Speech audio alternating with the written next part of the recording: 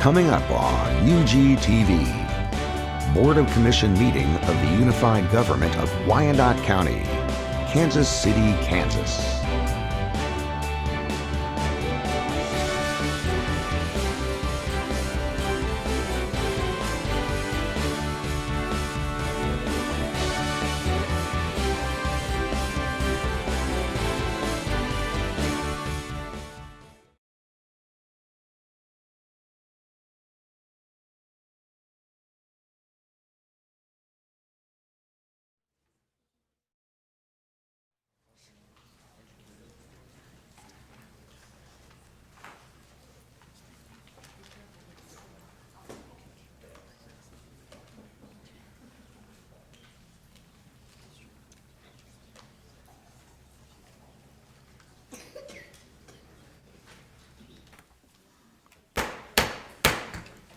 Good evening, everyone. I'll now call this meeting to order. I'll ask the clerk to call the roll. Roll call. Kane. Markley. Walters. Philbrook. Here. Bynum. Here. Walker. Here. Townsend. Here. McKiernan. Here. Mugia. Here. Johnson. Here. Holland. Here. All right, this evening the invocation is being given by Reverend Cynthia Smart of Mesa Memorial United Methodist Church.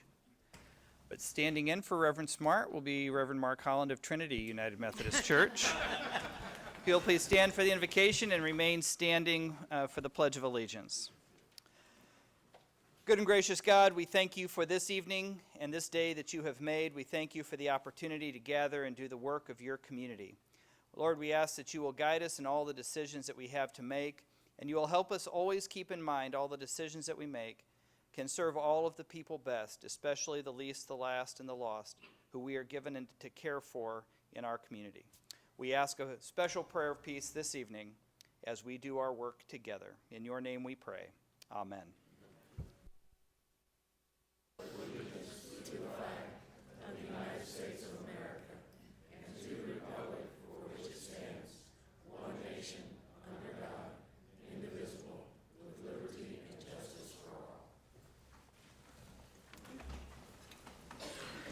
Thank you, Reverend Holland, for being here tonight and offering the invocation.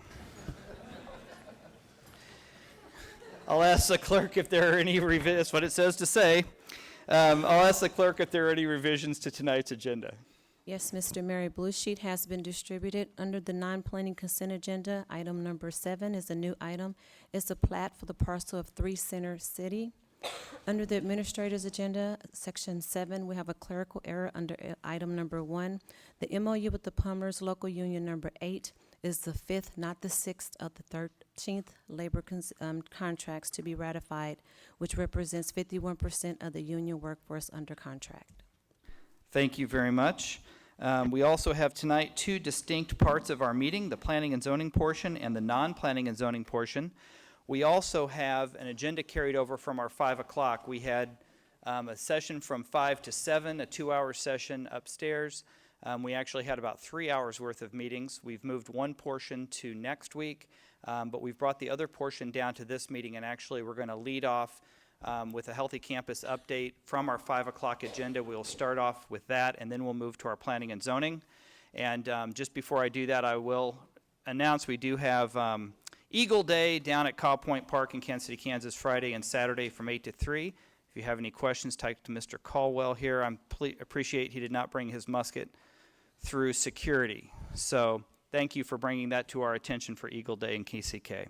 With that, I'll turn it over to CBC to give presentation and update on the Healthy Campus.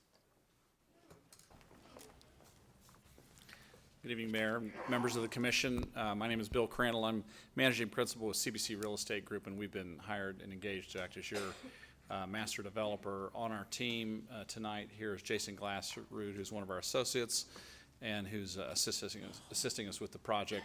In addition, Peter Ho is not here, but he's contributed quite a bit of effort to the project. Maybe as a quick bit of background, our role as master developer really is to lead the implementation stage of the project that you've been planning for several years. And so that's been the primary goal of our efforts over the last couple of months. And I will break down our brief presentation to really two primary categories and be happy to stand for questions afterwards. The first category is the funding and the capital campaign. The second category would be the planning update. In regards to the funding and capital, there are really two phases that we're looking at right now of capital needs, what I would call pre-development, and then once we get into the actual campaign for the YMCA. So the pre-development phase, we're seeking contributions from several different sources, including LISC, Wyandotte County Health Foundation, and other grants and potential donors to assist us with some preliminary planning. That would include engaging architects with some with planning for the area, as well as specifically the actual community center. There'll be feasibility analyses, market studies, and other real estate activities that we'll need to really support the entire initiative. And so the initiative would be to create the underpinnings for the market and the feasibility of not only the grocery store, but as well the community center and other urban housing solutions that we contemplate. So that's really the pre-development stage. The second funding stage would be the YMC capital campaign, and we're trying to raise $8 million out of the $14 million in projected costs. In an effort to do that, we feel like we need to, as I mentioned previously, to get the right architectural drawings and the right marketing documents prepared so we can go out and make a credible campaign. We have actually begun, through the Unified Government's procurement offices, we have an architectural RFP out on the street right now.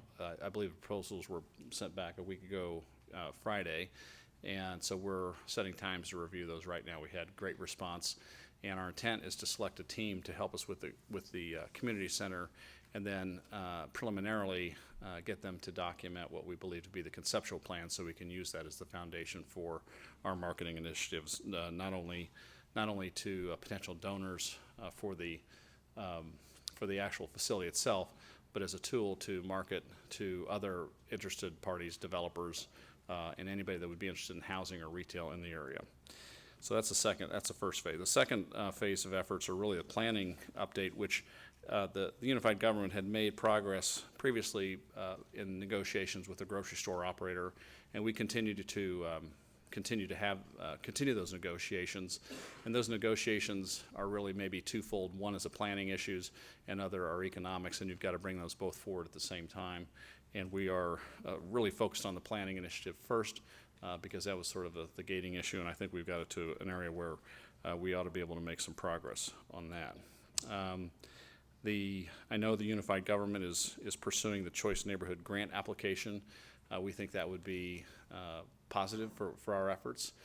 It'll be integral to our project, and we think it'll also help catalyze our efforts for redevelopment.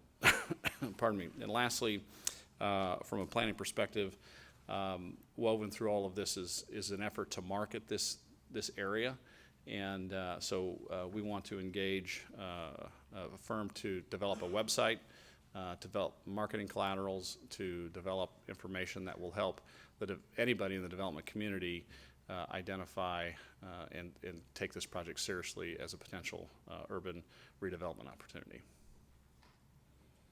So that's with that, and the map that you see up there, there's sort of the Healthy Campus Corridor really spans from 11th Street all the way down to 5th Street and Washington to Armstrong, but we're sort of anchored on what I would call the east end of the property, east end of the zone, and that really is sort of Big 11 Lake on sort of the northwest corner, and then go down 2 or 3 blocks to the south, and then head back to the east. I guess it's the northwest corner, yeah, and then head back to the east 2 or 3 blocks. So we're really looking at 9 blocks. We don't have a priority on that pursuit right now, but we are inventorying the property and really trying to understand what is the least resistant path to development in those areas. So with that, I'd be happy to answer any questions, Mr. Mayor. All right, do the commissioners have any questions with the update? Our goal is to give a quarterly update to the commission on the progress of the Healthy Campus, and so this is our update for the first quarter of this year. So thorough your presentation, we're speechless. Apparently. I do see Commissioner Townsend. Thank you. Thank you, Mayor. Mr. Carroll, Could you just summarize again where we are in the phase with regard to the grocery store? So I can have in my mind, and for those constituents in one and other districts listening succinctly, just where we are again on that? Sure. Well, let me start from where we were before we got hired. I think there was an effort to, they wanted to pursue a planning solution that was more of a suburban plan. And so we had to really work with them and ask for their cooperation to develop a more urban site plan. And so that has been, it hasn't been fully agreed to, but we're definitely talking with them about that site plan, which is really a significant move forward.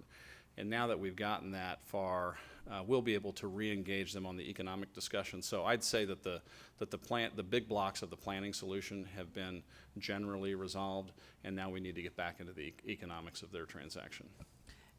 And for the benefit of our audience, could you talk a little bit about the difference between the types of planning that you were talking about? I think you said was it suburban versus an Sure. urban type of design? Sure. Thank you.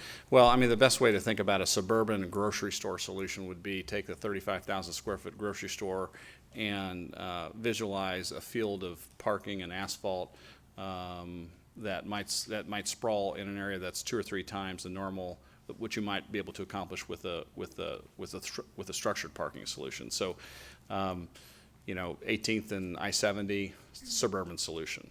And what we're trying to do in an urban solution, probably the best urban solution for a grocery store in the Kansas City area is the Cosentino's downtown Kansas City, Missouri.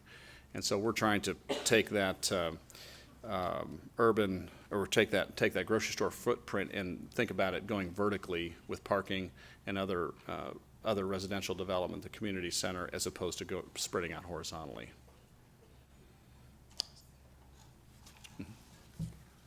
Commissioner Johnson. Gave me just enough time to kind of think on that. Is there a general time frame for the grocery store specific?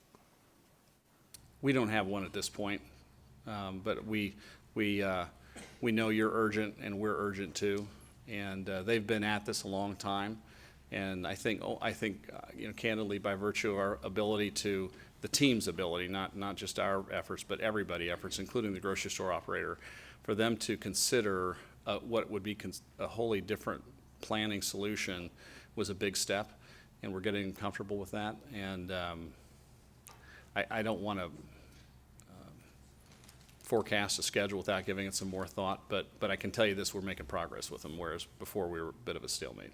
Well, maybe I can ask it a different way then. How long do these types of projects typically take Sure.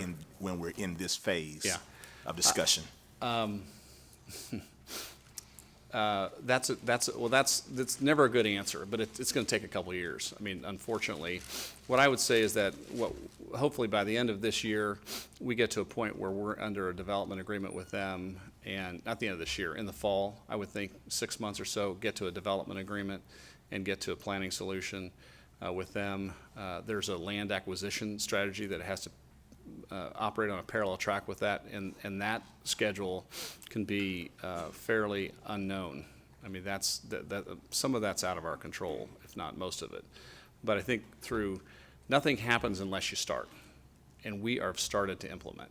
And so I feel like we've got a good strategy with our land acquisition plan. We're definitely making progress with the grocery store operator.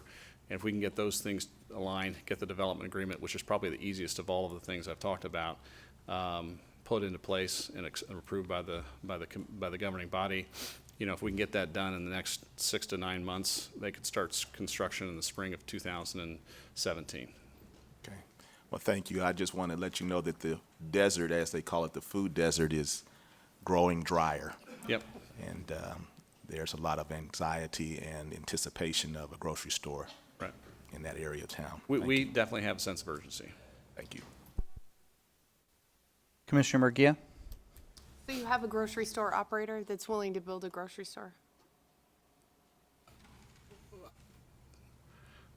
We don't have a contract with them yet, but we have somebody that's interested in coming to downtown under the right set of economic circumstances and planning circumstances to build a grocery store.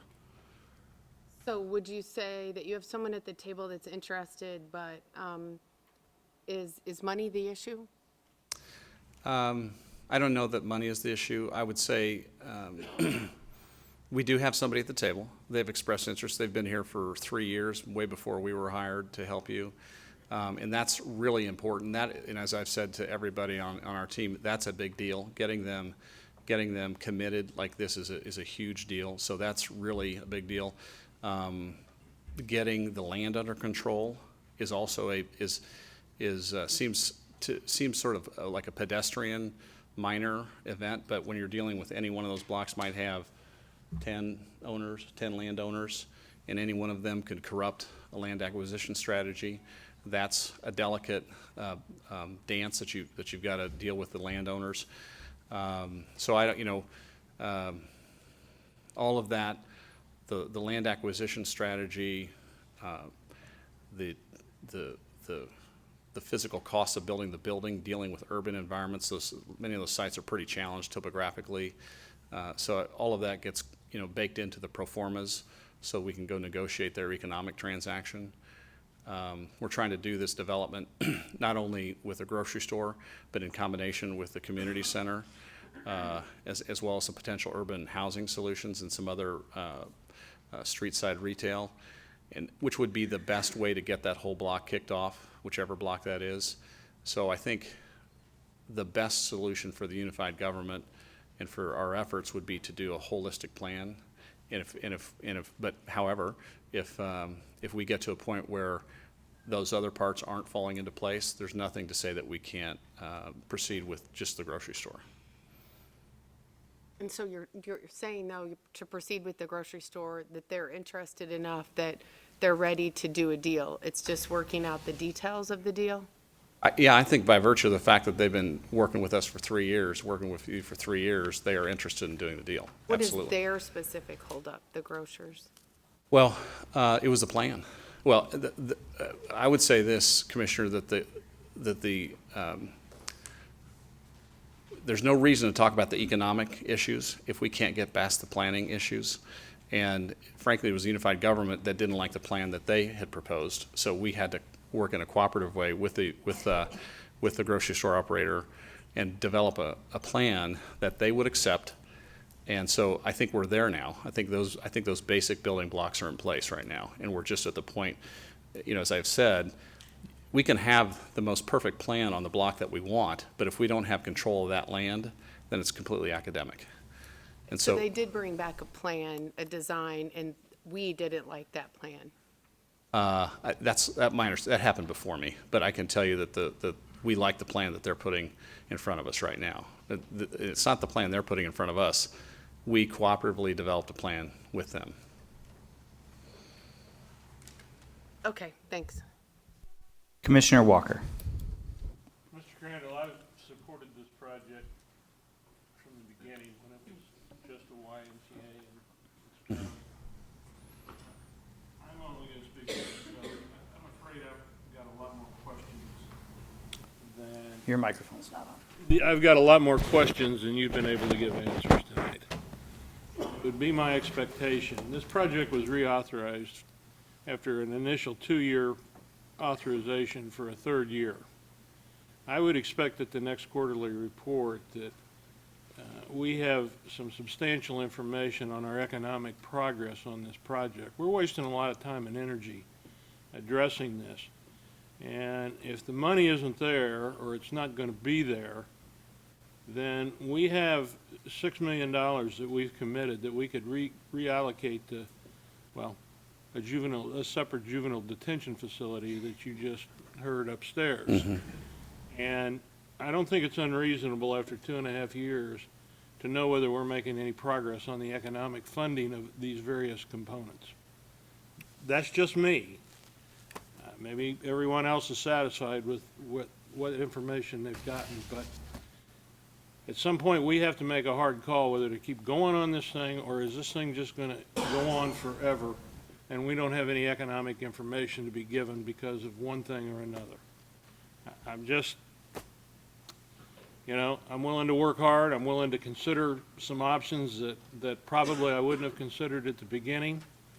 But if we don't have any money to show to develop this project, then I'd rather we devote our energies in a different direction. We have Sure. a lot of things we need to do in this community.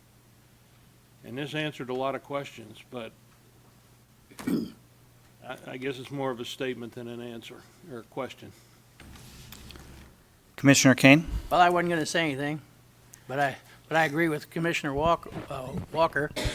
And sooner or later, we have the money or we don't have the money. If we have the money, let's push forward, and if we don't, let's stop and spend the money wisely somewhere else. I couldn't argue with anything you've said. We're urgent. We have a sense of urgency about this.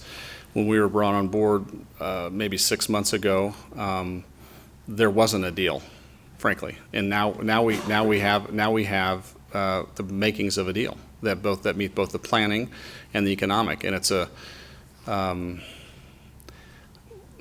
I'd be happy to visit with you anytime you'd like about what we've done, I'm not trying to be defensive, but I do believe that we are making progress. I wouldn't be up here if we weren't. I don't get paid very much money unless we make progress, so I'm urgent. I want to make this happen. Okay, this is not. I don't like doing studies that you put on the shelf. I have no interest in that. So if we're not going to get it done for you, I totally agree with what you're saying, and I want to get it done. And I think, and I honestly believe, Commissioner, we are making progress. Good to hear. Yes, sir. One thing, too, that I'll just highlight, and I think is good news, when we stopped the progress 2 years ago and brought in an architecture firm to do a master plan on this healthy campus, all that money, $100,000 of that was raised by philanthropic money given by the healthcare foundations and LISC. And the funding that we have for CBC's group that's working on this now is also philanthropic money that we have raised specifically for this purpose. So in terms of the planning that we've done, it has taken additional time, and it's taken, obviously, there's a lot of folks in our economic development and in our planning group that's working hard on this, but the funding has been provided from outside sources. And I think that's an important note to state to the public that we're not spending UG resources because this is such a hard deal that it took the philanthropic community to step in to have confidence that it's important enough that we fill this desert, because this food desert has got to be filled. We deserve a grocery store downtown, and we deserve it yesterday, and the opportunity to do a transformative development, $30 million plus capital investment in our downtown will be transformative for our whole downtown. I think the people downtown deserve to see the caliber of investment we're making out west, that we're making at 78th and State, that we want to make at Indian Springs. We need this to be a first-class development, and I think it's worth taking the right steps to make that happen. And so I appreciate the Commission's comments tonight, and the sense of urgency is there, and I feel very confident that we're going to build something terrific in downtown in short order. So, Commissioner Murguia. Thanks, Mayor. I just want to say I've listened to these plans, and I know that your group is new to this, so I kind of feel like I need to bail you out a little bit here. You just started when? How long ago? 8 months ago? Yeah, I don't remember when our contract was Okay. approved. So, 6 or 8 months ago. but we, the commission, have been involved with this for over 2 years, Yep. or somewhere in that time frame. So I do agree that the planning and the stuff that was paid for this was done by the Unified Government raising money. But my concern is that our reputation as a government that's raising philanthropic dollars for the project, that I'm not seeing it being much further along than it was 2 years ago. And what I don't want it to affect is those funders funding us for future projects because we're not performing. Sure. So that's my only concern. It is absolutely philanthropic dollars paying for the study. I just happen to raise money for a living, and I know that when you don't perform and you raise money, they don't give you money in the future. Right. So I'm very worried about that. So I have been very quiet about this topic. The downtown healthy campus is not in my district. I'm very much a district commissioner. But I am worried about the Unified Government's, reputation to raise money based on performance. Thank you. All right. Well, I appreciate the presentation tonight. We will continue to keep the commission updated on a regular basis as we have promised. And I appreciate the work that CBC is doing, and a lot of great things are happening. So I appreciate your Well, we pushing appreciate the forward. opportunity. Absolutely, thank you. Thanks. Thank you. All right. That concludes our 5 o'clock session. And now we can start our 7 o'clock session. And I will ask the clerk to read the statement for planning and zoning. It's a required statement. It's a lengthy statement, but it is required by law that it be read at every meeting. We would like to welcome all present to this meeting of the Unified Government Commission. Members of the commission are Mayor Mark Holland, Commissioner Melissa Bynum at Large District 1, Commissioner Hal Walker at Large District 2, Commissioner Gail Townsend at Large District 1, Commissioner Brian McKiernan, District 2, Commissioner Ann Mugia, District 3, Commissioner Harold Johnson Jr., District 4, Commissioner Mike Kane, District 5, Commissioner Angela Markley, District 6, Commissioner Jim Walters, District 7, is unable to be here, and Commissioner Jane Philbrook, District 8. As each petition is called this evening, all persons for or against will be given the opportunity to express their views. If this is the first time that a particular petition has been before this commission, the commission has 3 options. Number 1, it can approve the recommendation of the Planning Commission with 6 votes. Number 2, it can override the Planning Commission's recommendation, but it would take 8 votes to override. And number 3, it can return the matter to the Planning Commission for further consideration, together with a statement specifying the reasons for the referral back to the Planning Commission. The consent agenda is the first part of the Planning and Zoning agenda. Items on the agenda has been received a unanimous vote of recommendation by the Planning Commission. Unless there is a request to set aside an item from the consent agenda by the applicant, a member of the public, the Unified Government Commission, or staff, then the Planning Commission's recommendation on all items on the consent agenda will be adopted by the Unified Government Commission at one time. I will read the list of agenda items on the consent agenda, and when I have completed the list, the mayor will ask if there are any requests to set aside items from the consent agenda. This is your time to stand up and request that an item be set aside if you do not agree with the Planning Commission's recommendation. If an item is set aside, the matter will be discussed and voted upon separately. All items not set aside will be approved with the Planning Commission's recommendation. Most of the petitions before the Commission tonight may be determined by a simple majority vote.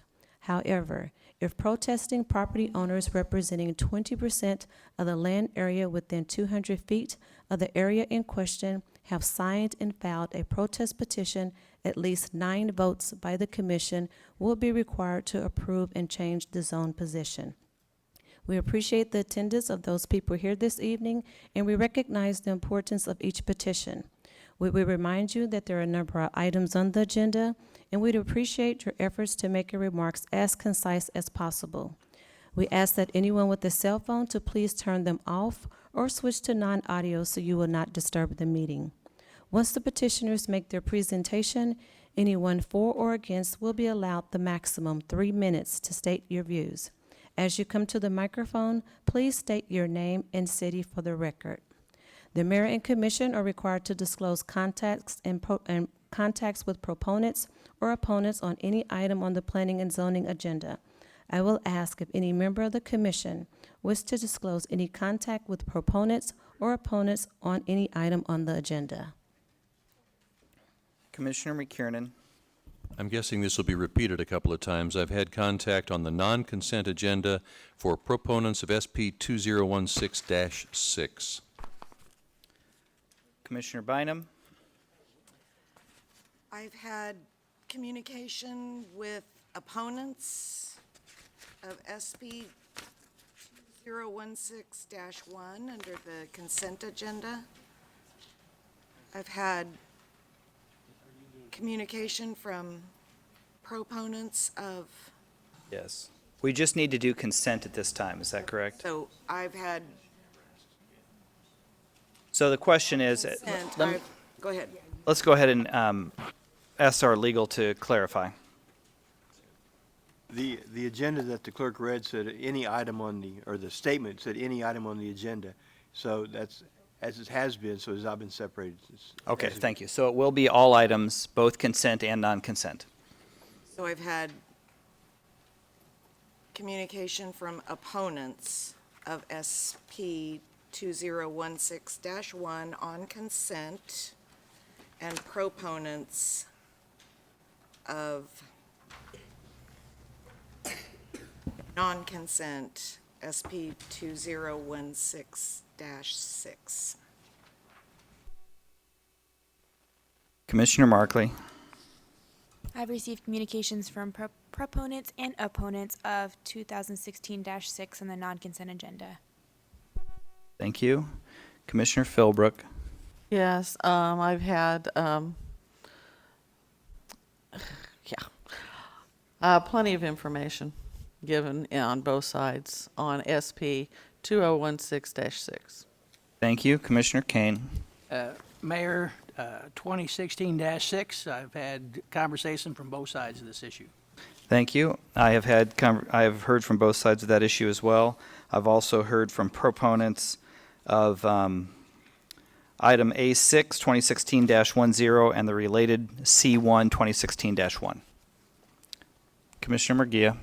I think I should say this. I've received correspondence in regard to the wine bar issue, but I haven't had a conversation with anyone. And I'm only reporting that because I'm hearing people talk about receiving emails and things and correspondence. I thought we only had to disclose that if we had a conversation, but just for safety's sake, you want to clarify, Council? Commissioner, you should disclose receiving any information which may affect your decision in this matter, Oh no my matter how gosh. it's received. Okay, I got to look at this list. I thought it was just if we talked to anyone about it, had a conversation. All right, so why don't you, we'll go ahead and move forward while you're looking at the list, and if there's another item that comes up, we can enter that information into the record later in the meeting. Mayor, I have no recollection of receiving anything in reference to 2016-6 since the last time that it was up. Okay? I would say that apparently neither side thinks I'm important enough to be bothered with. Let the record show we all think Commissioner Walker is very important. Thank you. You're welcome. You're welcome. Commissioner Johnson. Well, in the spirit of disclosure, I have received communications. I've not talked to anyone with regard to SP 2016-6. All right. I will now read the consent agenda items. Special use permit applications, item number 1, SP 2016-1, Timothy Drummer, 4220, Rhythm and Blues Lounge, LLC, renewal of a special use permit for live entertainment at 4210 through 4220 Leavenworth Road, recommended for approval for 5 years. Item 2, SP 2016-2, Gary W. White, special use permit for 14 chickens at 6608 Wooden Avenue, recommended for approval for 2 years for 10 chickens. Item 3, SP 2016-3, Jennifer L. Fine, special use permit for a doggy daycare and boarding operation at 4001 North 74th Street, recommended for approval for 2 years. Item 4, SP 2016-4, Ronald J. Bill Jr., special use permit for the temporary use of land to park personal tow trucks at 1106, 1108, and 1110 Ella Avenue, recommended for approval for 2 years. Item 5, SP 2016-8, Bill Super, SM Auto Inc., special use permit for used vehicle sales at 610 South 78th Street, recommended for approval for 2 years. Item 6, SP 2016-10, David Ficklin, Sporting Club in Sporting Kansas City, special use permit for 12 soccer fields at 1500 North 90th Street, recommended for approval for 2 years. Plan review application item 1, PR 2015-30, Tony Penny, 2 Point Construction Company, LLC, preliminary plan review for a car wash and drive-through restaurant at 9801 Troop Avenue, recommended for approval. Master plan application item 1, MP 2016-1, David Ficklin Sporting Club and Sporting Kansas City, Master Plan Amendment from Low Density Residential to Entertainment at 1500 North 90th Street, recommended for approval. Those are all items on the consent agenda. All right, I'd like to ask if any member of the commission or anyone in attendance tonight wishes to set aside any item on the planning and zoning consent agenda. If an item is not set aside, all remaining items will be voted on by a single vote following the recommendation of the planning commission. Yes, ma'am, please state your name and address for the record. Marcia Rupp, 2816 North 46th Street. I'd like to set aside 2016-4, SP 2016-4. Thank you. That is for the tow trucks. That will be set aside. Are there any other items? Commissioner Bynum. Mayor, I'd like to set aside SP 2016-1 if and only if the gentleman I spoke with is present to speak. Yes, my name is Larry Wilson, Okay, so he's and I'd like to set aside 2016-1. Thank you. That is set. It will be set aside. Thank you. Okay, All right. Let the record show I see no one Approval else. For all remaining items. Let the record show no one else is moving forward to set an item aside. It is properly before us. Roll call. Roll call. Kane. Markley. Aye. Philbrook. Aye. Bynum. Aye. Walker. Aye. Townsend. Aye. McKiernan. Aye. Mugia. Aye. Johnson. Aye. The vote is 9-0. That motion carries. All right, that brings us to the first item that was set aside, SP 2016-1. I'll turn it over to our planning staff to identify what the issue is. Mr. Richardson. This is a request by Mr. Drummer to renew his special use permit for live entertainment at 42nd Leavenworth Road. The applicant may be in attendance tonight and wish to speak. All right. Invite the applicant to come forward and make presentation.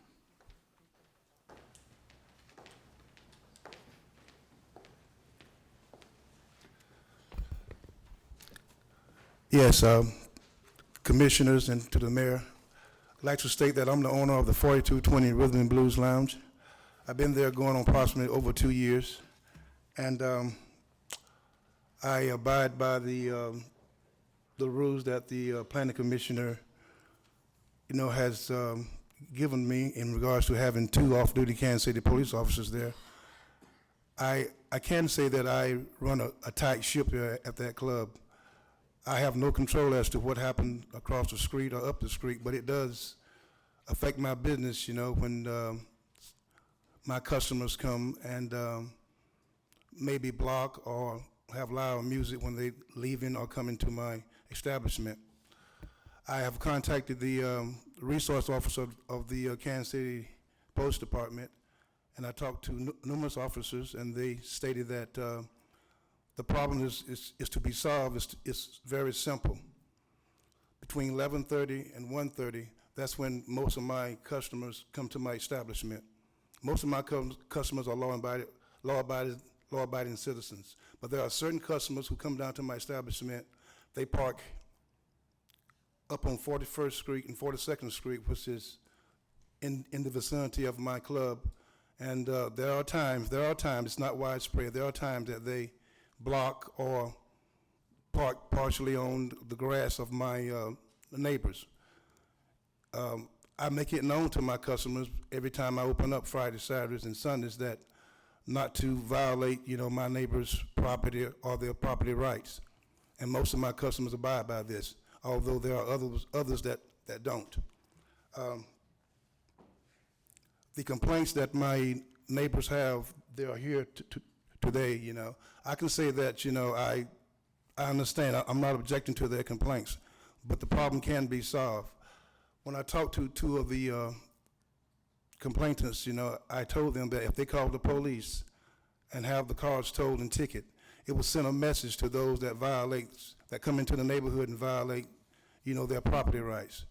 But like I say, I do everything I can to run a good club, and I've been doing pretty good. But up the streets, from my residence, I have no control.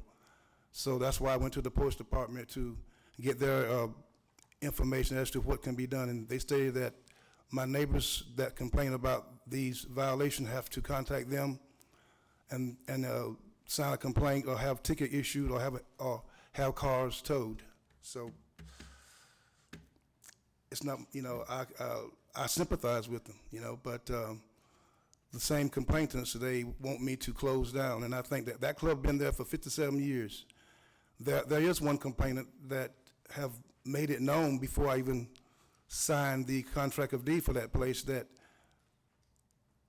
he objects to me being there because of a certain reason, which I wish not, to disclose. But that being said, if the police department, is called out, I'm sure, after a certain amount of tickets or tows that can be done, will stop the problem. All right. Thank you, sir. We would ask for you to stay up front. As the applicant, you will have an opportunity at the close of the public session to make response to anything, any of the comments, and also to stand for questions from the commission if there are any. So if you'd stay up front, we would appreciate it. I will open up a public hearing. If there's anyone in attendance tonight who would like to speak in favor of this applicant, and sir, you might have a seat right there in the front if you would. If there's anyone in attendance who would like to speak in favor of this application, please come forward at this time. Let the record show no one is coming forward. If anyone would like to speak in opposition to this proposal, please come forward at this time.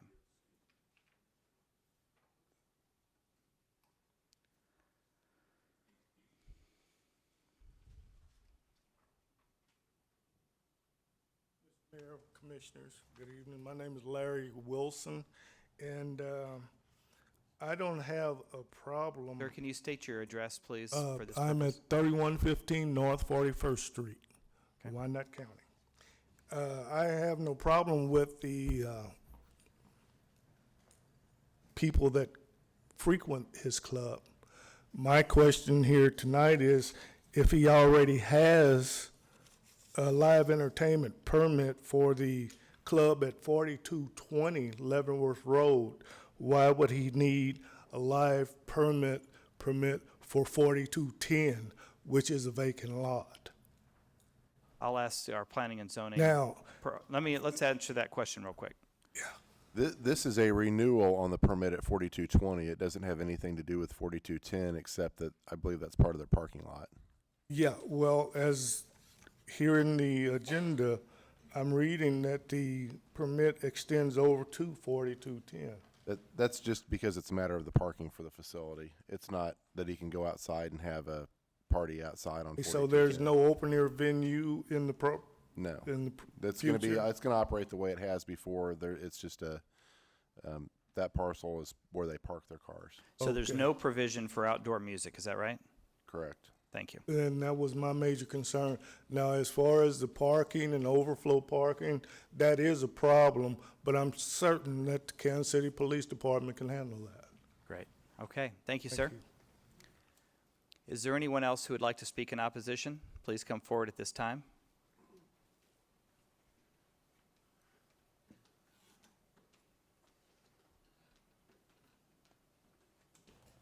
My name's Brian Fork. I'm actually speaking on behalf of my parents, Roger and Naomi Fork, that actually own the property that I'm residing at right now. They're not here to attend tonight, but that being said, Can you give us the address, please, so we know the proximity? to the 4211 Leavenworth Road. I live directly across Leavenworth Road from this club. Okay. And I have had problems with trash and people parking and driving through my yard for the past, as he said, almost 2 years. And I wish that I wasn't here to defend my parents, but what I'm going to do is I'm going to tell you that I have never had the problems that I've had since 1996 when we've owned this property, when Beverly Burton owned this property. We never had any problems.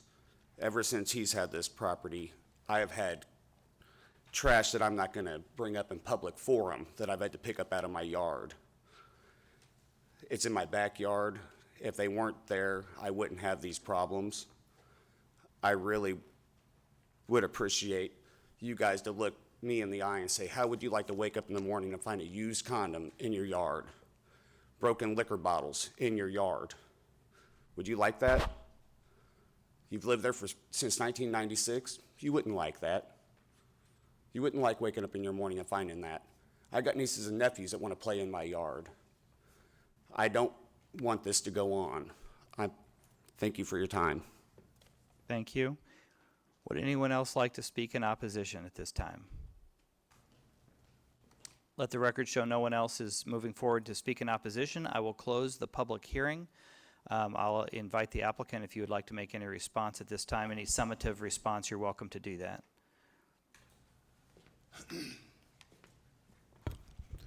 Mr. Ryan, what he just said partially is true. A lot of it has been exaggeration. I can count the number of times that individual had parked in front of his residence on on Leavenworth Road and on the streets. It's been about maybe about 5 times over the last 2 years. I make sure, and my officers that's there make sure, if they see anybody park on Leavenworth Road in front of his house, they go out there and tell them not to. Tell them not to. Most of my customers know not to do that, and I make sure that I keep special attention to his property. But as far as the broken glasses and beer ballers in front of his residence, that's a negative on that. Up the street on 41st Street, you know, there are times there are beer ballers and other trash that customers may throw out, which I have no control of. But this is not a widespread problem, you know. The problem can be solved if he calls the police, you know, and sign a complaint. The problem can be solved, but he don't wish to do that. But I didn't want to bring this up, but from the time that I signed the contract of deed on that property, he was the one that, you know, relayed to the lady that I got the property from and other neighbors that he did not want, you know, me to have that property for certain reasons. But like I said, you know, it's a problem that can be solved by having the police involved. Thank you. Thank you. Okay, we will now close the public session. We have some commissioners wishing to speak. Commissioner Townsend. Thank you. Thank you, Mayor. I do have some questions for both gentlemen that might help. For Mr. Drummer, have you talked to, is it Mr. Ford?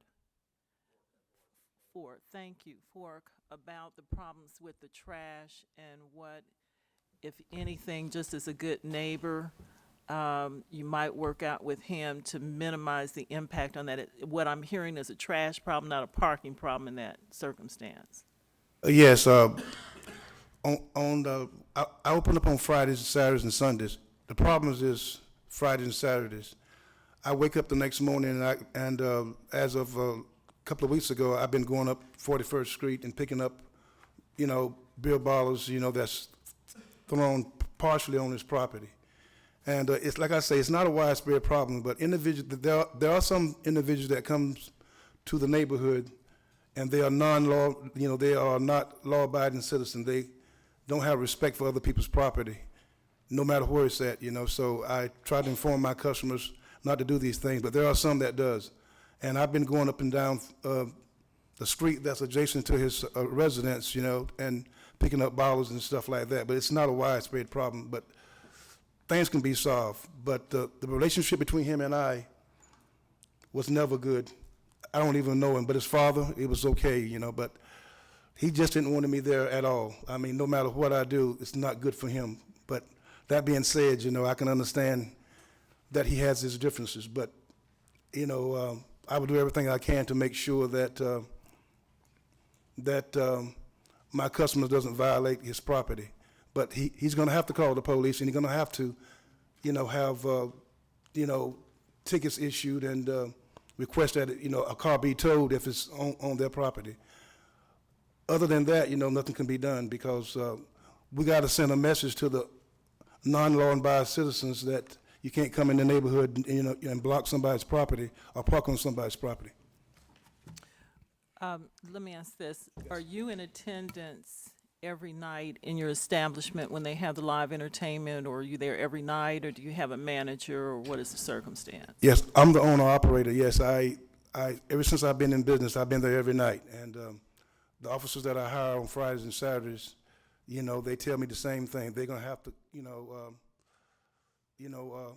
have the police issue tickets. And that would send a message, you know. But it's not a widespread problem. But the exaggeration that he has mentioned, some of it's true and some of it's not true. So it's not a, it's a problem that's got to be handled by the individuals who complain, and they have to, have the police, issue citation to the violators. Thank you, sir.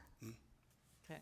Well, what I would really like to see done is to have this sent back. This is the first time to see if the individuals can work things out. Some things that I'm hearing is not necessarily just a police problem with trash. You're not going to call the police to take care of trash.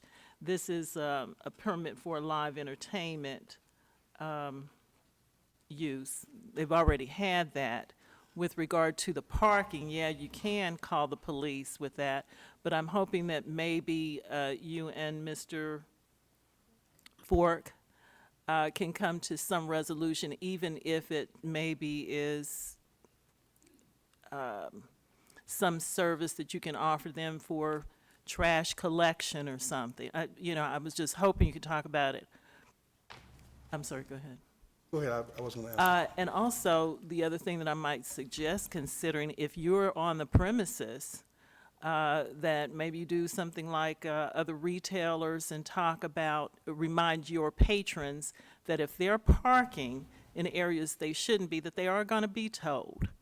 So, maybe in between the Blues Entertainment, they can run out and move their vehicles. Okay. Okay, sir, that was not a question, that was a statement. Okay. So we're going to go to, do you have anything else, Commissioner? No, that would be my motion. You'd like to make a motion to refer it back to Planning and Zoning? Yes. Is there a second?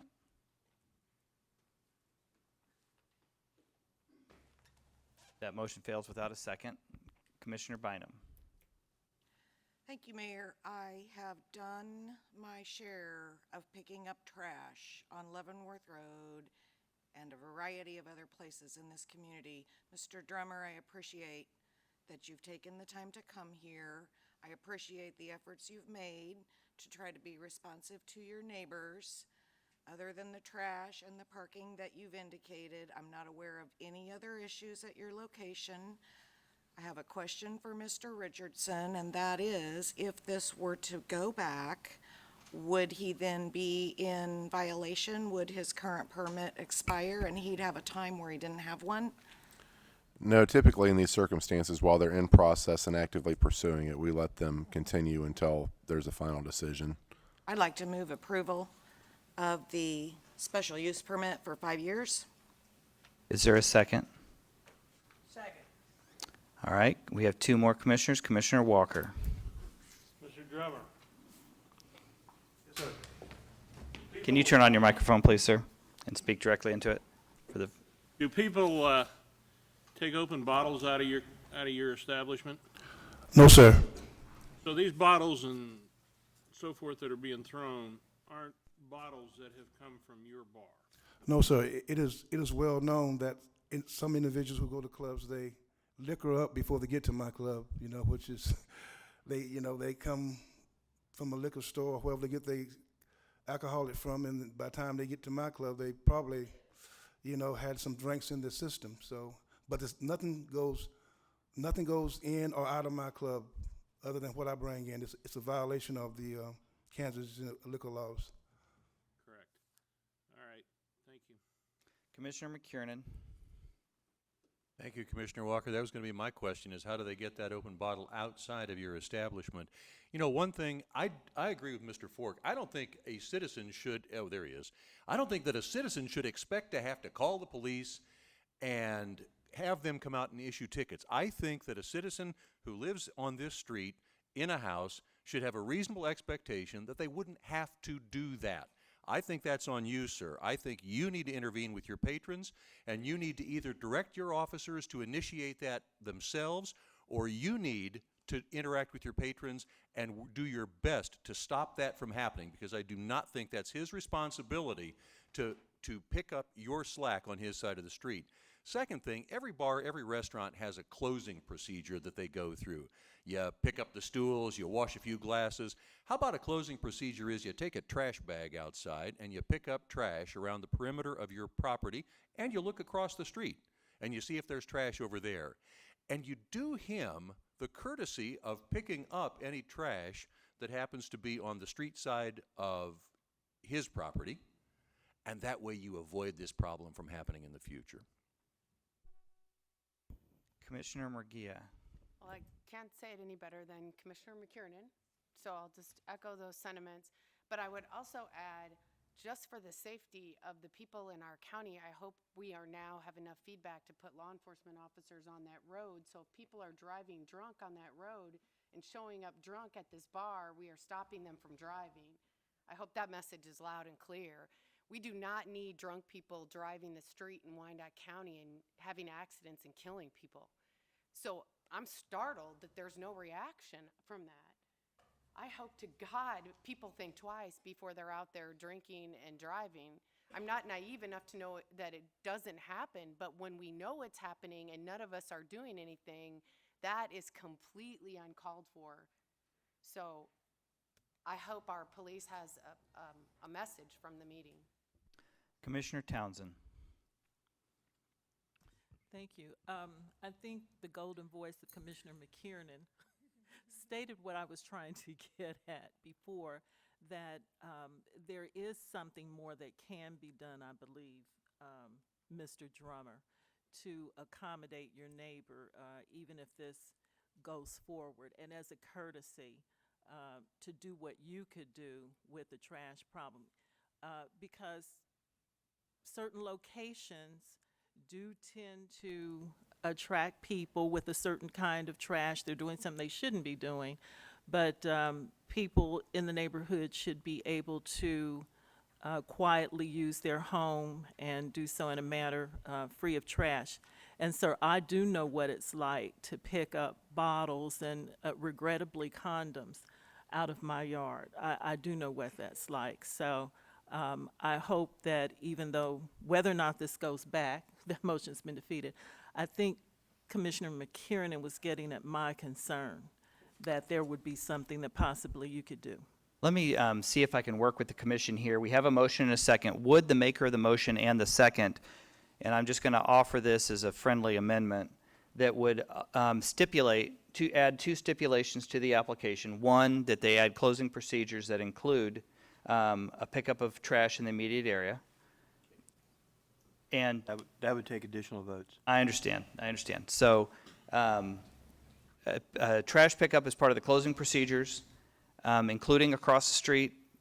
Obviously, you don't have to walk all the way down both sides of the street, but in the immediate vicinity.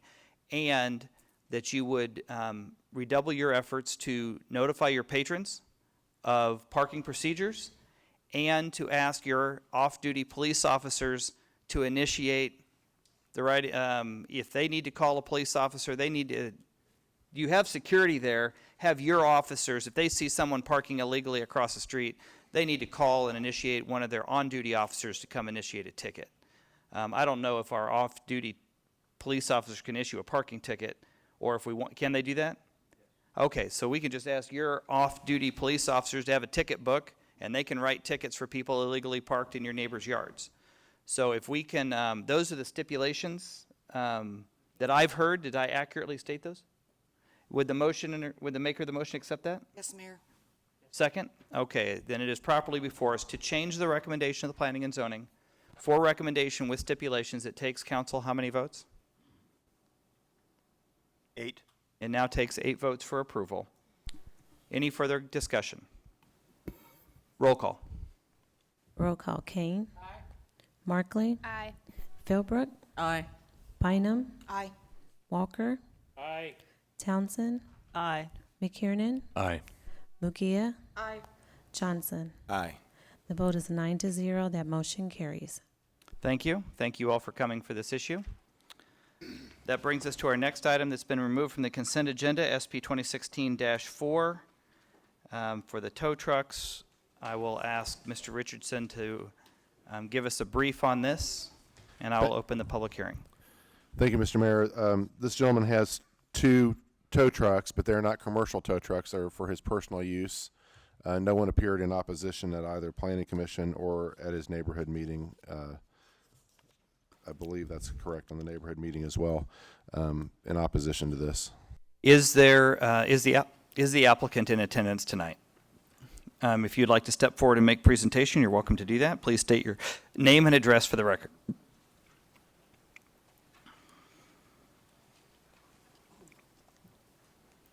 How you doing? My name's Ronald Beal. I live at 1110 Ella Avenue, Kansas City, Kansas.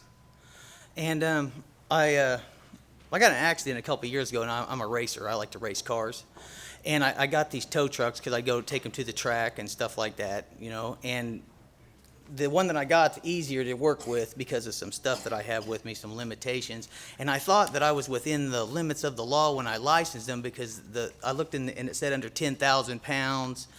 But they came and told me that I needed to get a special use permit because one of them had a hydraulic bed on the back of it. And I've improved the surface, put them behind privacy fence. I've tried to do as much as I can possibly to, you know, be a good neighbor and, you know, good member of the community. And that's really just all I need. I just want to park my trucks there because, you know, I'm just tired of getting my stuff stolen. You know, I'm just trying to keep what I got. All right. Thank you very much. I'd ask you to remain up front should there be any questions.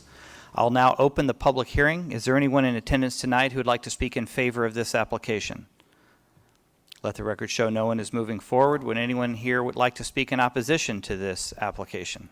And please state your name and address for the record. My name is Marcia Rupp. I live at 2816 North 46th Street. I'm a neighborhood watch leader.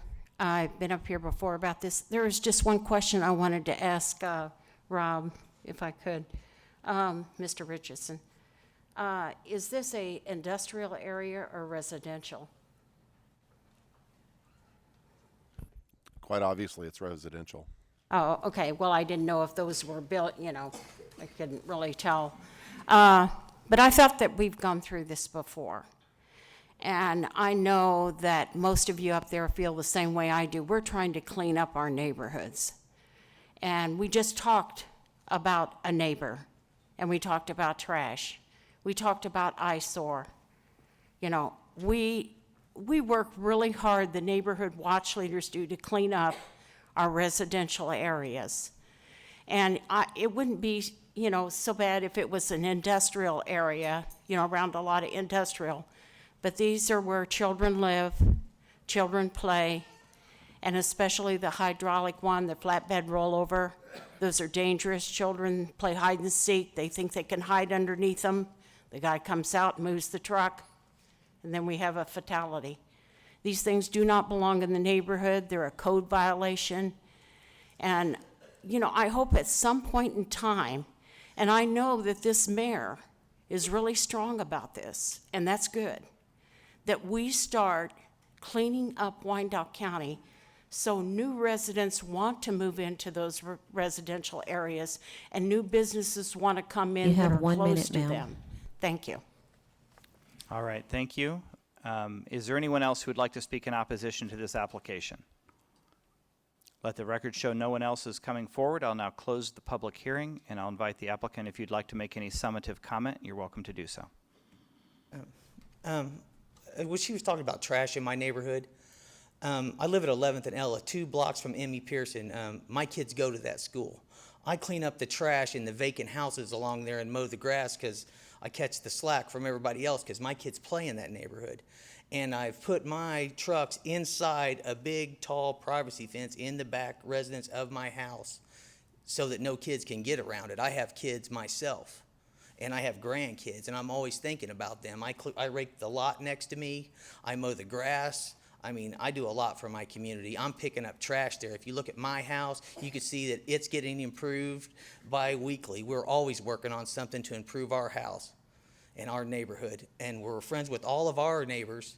I mean, we all work together right there. We don't have a big problem with spray painting and people stealing our cars because we all work together. And I know, well, that's pretty much all I got to say about that. Sorry, I didn't want to ramble on. Thank you very much. You might remain up front in the event that there are questions from the commission. That concludes the public hearing. I'll ask Commissioner McKiernan. Good evening, Mr. Beal. You're in my commission district. And when I first saw this on the agenda, I went, oh, here we go again. Another tow truck, because we just had an issue on 60th Street, 60-something Street, not 6 months ago about this. But I know exactly where you live. I've seen your property. I have gone through all of the minutes of the Planning Commission. I've seen the photos. I know how you're storing it. I've seen the truck. I've seen how you have improved the property, both on which this truck is parked and on either side, because you've got the 3 contiguous lots, right? Right. Structure, vacant lot, structure. Right. Okay. And so at this point in time, I know you were sensitized by the Planning Commission about code violations and about just making sure that everything stays picked up, which you do, but then sometimes you collect it before you're able to get rid of it. We just want to make sure that we're always turning that over, getting rid of the things that are on that street. I did not come to your public hearing, nor did I come to the Planning Commission, because I just wanted to see what the Planning Commission would say about this. I will periodically just pop by your house and take a look, and if there's code violations, we'll talk, because I am confident that you will keep this up. And ma'am, I am confident that he can keep this truck off the alley in a very nicely enclosed area, and we can still improve the overall character and quality of the neighborhood. So for that reason, I would move that we approve as forwarded from the Planning Commission. It has been properly moved and seconded. I will also acknowledge special use permits, if there are problems, can be revoked. So it is clear that it is a special use permit for 2 years, but should there be problems with trash or the fence falls down or something, that it could be revoked. So it is properly moved and seconded. I don't see any further comments. Roll call. Roll call. Kane. Aye. Markley. Aye. Philbrook. Aye. Bynum. Aye. Walker. Aye. Townsend. Aye. McKiernan. Aye. Mugia. Aye. Johnson. Aye. The vote is 9-0. That motion carries. Thank you very much. You've been approved. All right, that brings us, that concludes the consent agenda and brings us to our planning and zoning non-consent agenda. There are 2 items. The first item is a special use permit for the wine barn. I will ask Mr. Richardson to introduce this, and then we'll have the applicant come forward. Thank you, Mr. Chairman. This is an application by the Wine Barn to renew their special use permit for live entertainment. All right, and can you give us a little history? This has been before us several times. Sure.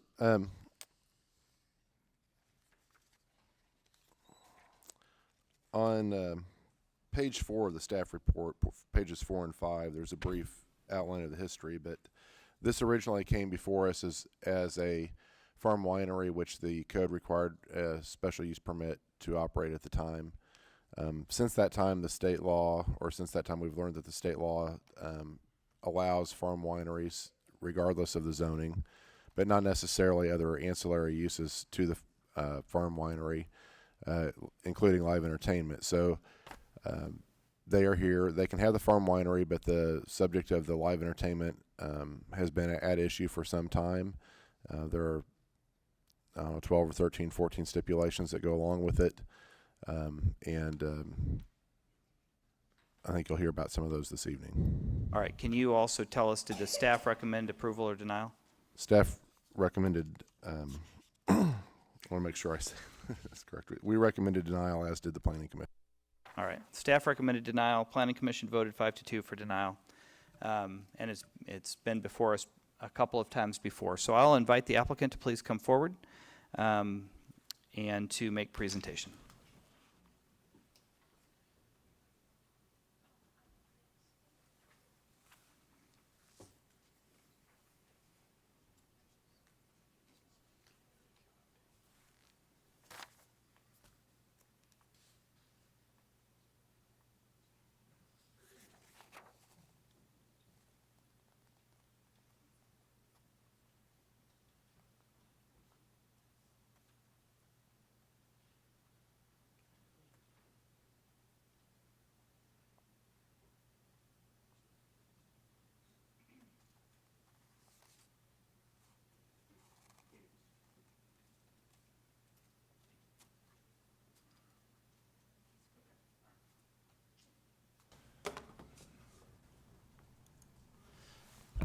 Thank you, Mr. Mayor. I apologize for the technical difficulties. Ryan Dink, McEnany, Van Cleveland Phillips, 10 East Cambridge Circle Drive, Kansas City, Kansas 66103.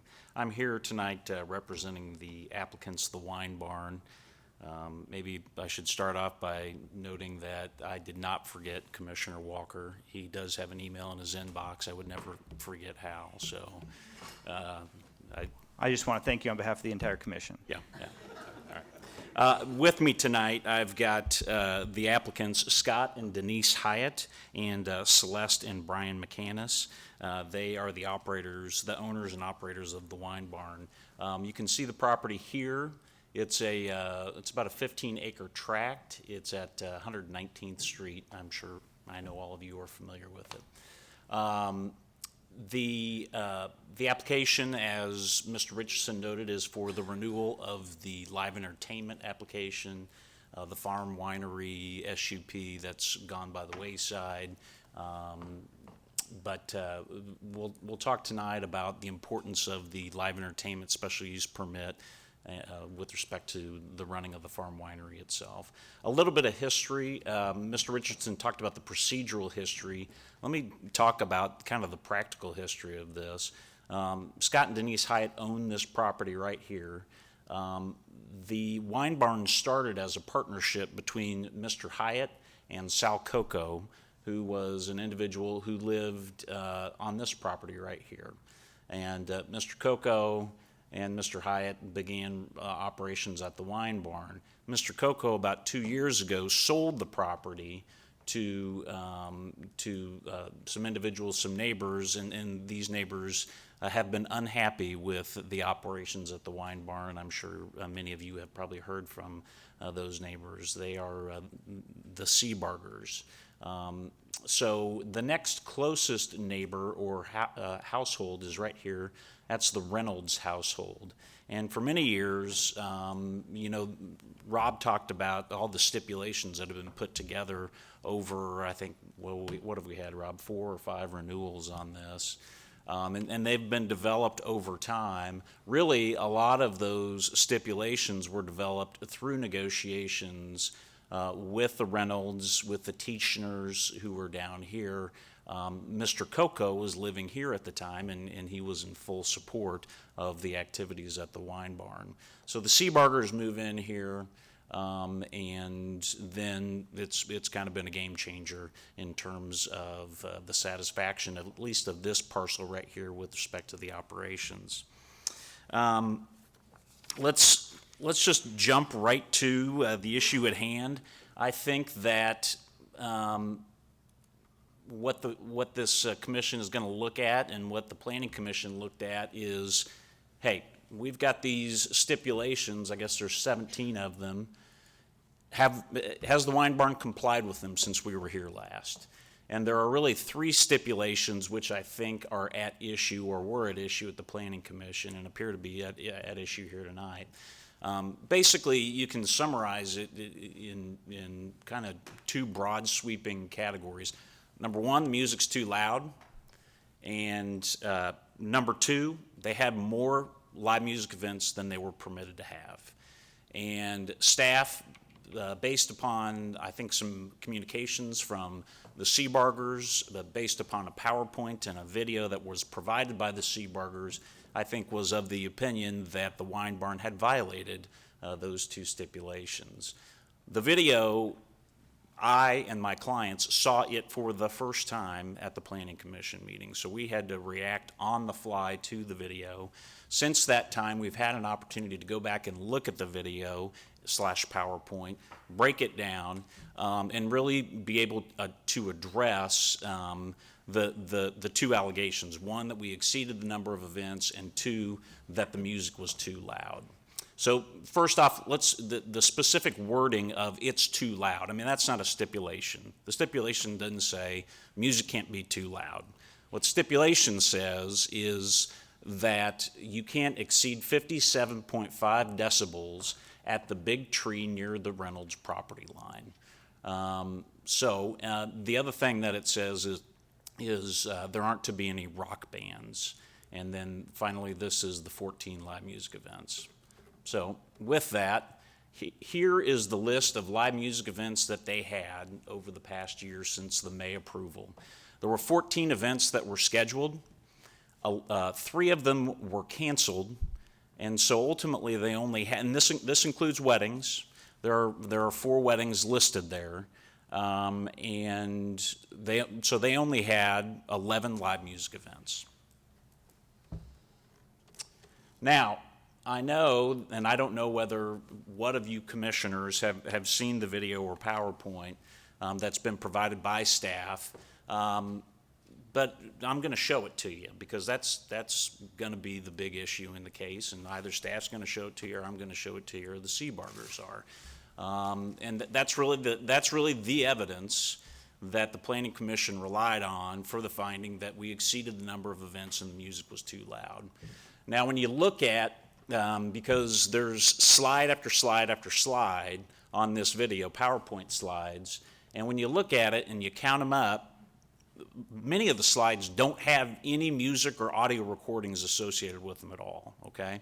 And when we had the neighborhood meeting with Mrs. Seabarger, who made the video, she made it clear that she believes that if we're having an event with a lot of people there, that should count as an event, whether or not we have live music or not, okay?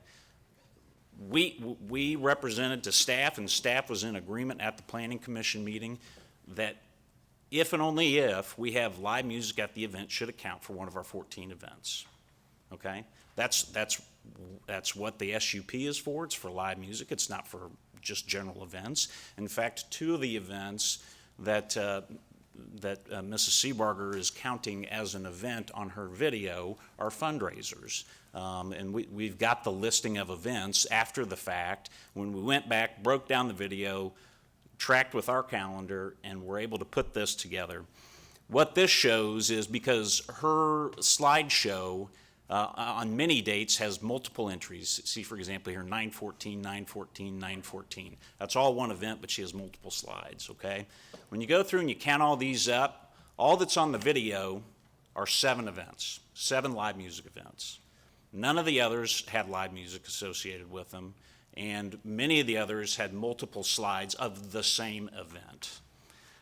So if all we're relying on for the conclusion that there were more than 14 live music events is the video, I guess we'd have to agree to disagree on that because there's only evidence of 7 live music events on there. All right. Let's talk about the second allegation that the music was too loud. I read for you the stipulation which controls the level of the sound of the music. 57.5 decibels at the large tree by the Reynolds property line. Let's see if I can pull the aerial back up. Well, how do I do this, Jamie? Okay. All right. So, do you guys want to show me where this is? Here's the front 5 acres, right? Is it right here? That's the tree right here, okay? Typically, these events are down here at the wine barn, all right? There's a very good distance between that front tree and where these events are at, okay? And again, the history as to why that's the measuring point is because these stipulations were developed when the Reynolds and the Tischners were the ones who were concerned about the live music, before Sal Coco left and before Sal Coco sold his property to the Seabargers. The Seabargers' property line is right here, okay? So when you get right here on the property line and our live music event is in front of the winery building, which is right here, you're probably about 10 feet away, okay? As compared to where we have the decibel reading up here, several hundred feet, maybe a football field, I'm not sure. It's a large distance. So that could be a source or a cause of the discontent is the Seabargers moved in here. The standard that we were given, 57.5 decibels at the large tree by the Reynolds property, We met it. That's our position, and we've got the logs, and I'll show you all those. We did logs and readings at each of the live music events. We had a uniformed officer at each of the live music events and had a decibel reading log and took 2 readings at each live music event and attested to the decibel meter reading. And it was witnessed by the officer who was present, okay? And I can scroll through all these. And after each event, we submitted them all. After the next week, the Monday after the event, we submitted those logs to, oh, you know what? I didn't download the video. There is a video. In addition to the logs, we would videotape the decibel reading each time, so you would hear an audio and you would see a visual of the decibel meter reading. And we would submit the video and the audio to staff with the decibel meter reading attestation the very next Monday. We did that every time. And we took 2 readings at each event. So when it comes to compliance with the stipulation of 57.5 decibels at the large tree by the Reynolds property, we feel like we've complied with it, okay?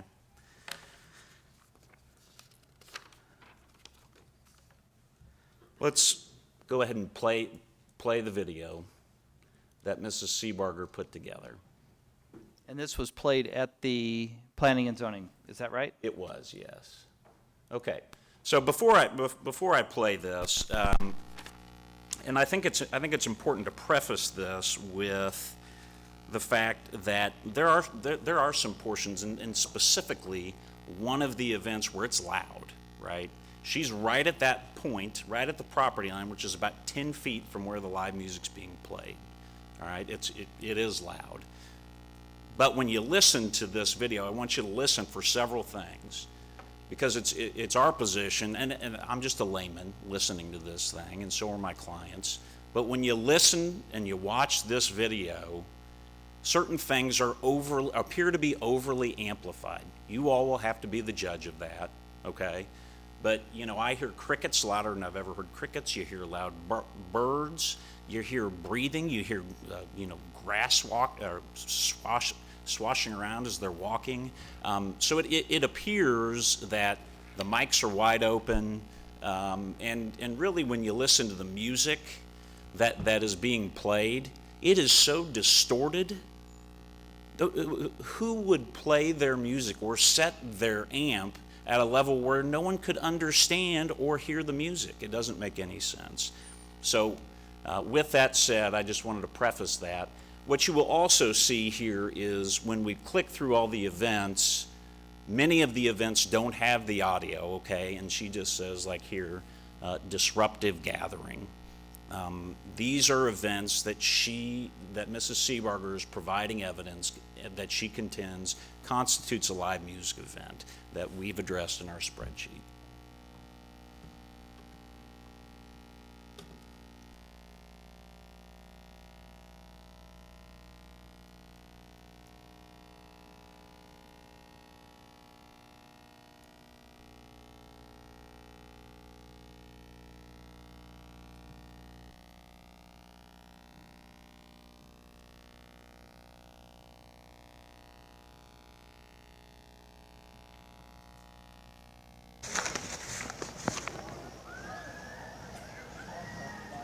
Okay, so right there, that's the privacy fence we put up, okay? She's right at that corner property line.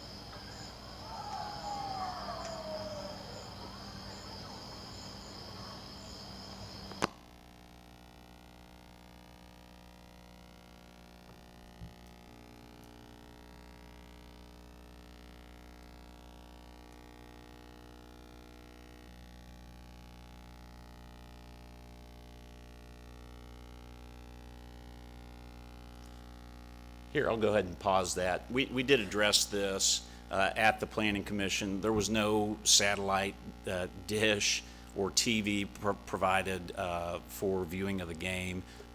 The Hyatts have a satellite dish at their house. That's why the satellite truck was out there.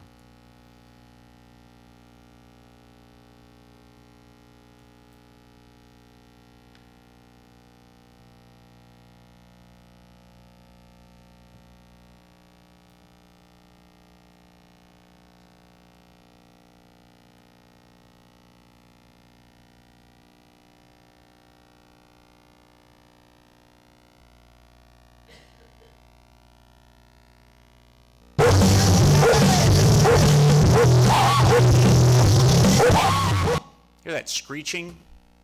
That's a dog. I know it's kind of hard to pick up. It's not music. And then, do you hear that? Do you hear what I'm saying? Talking about the distortion of the sound. You can't even hear the instruments or any of the vocals. And again, you all have to judge this for yourself. I understand that. But again, she's right here at the property line.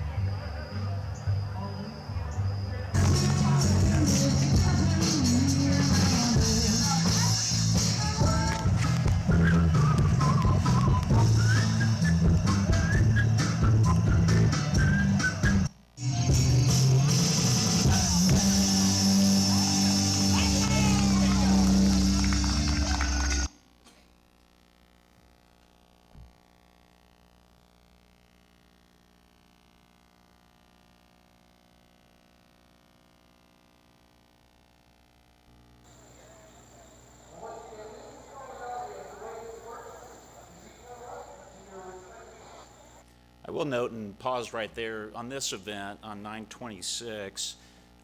This was the only event where my clients got a phone call from the Seabargers and said, hey, the music's too loud. At that point in time, my clients then went up, took a decibel reading, and turned the music down. I mean, you know, to some extent, you know, when you're neighbors, you do have to talk to one another, and if you have issues, try to work them out like that.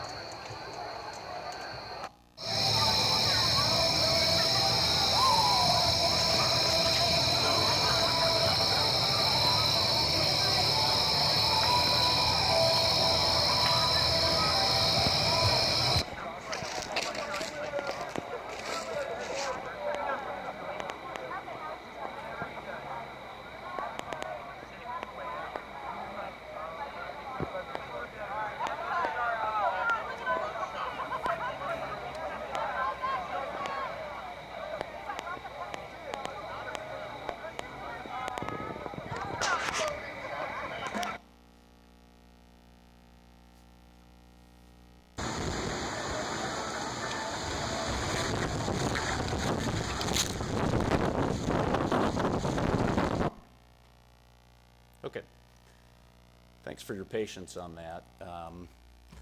But that's what was presented at the Planning Commission. You all have now seen it and can judge for yourself what your assessment of that is. I will say that my client's ultimate goal for this property, and specifically for this permit, the special use permit for live entertainment, they want to build a building, okay? They want to build a building and put this stuff in a building so we're not going to have these issues, okay? To do that, they've got to get a longer-term special use permit so that they can finance a building, because the bank won't finance them on a one-year special use permit. I understand, that there's a lot of opposition to this, but that is the long-term goal of what they would like to do with this application. The last thing I'd like to do is turn it over to Celeste to have her just talk briefly to you about why this is important to her and her business. And it's more than just a live entertainment special use permit. It's really critical to the continued vitality of this business.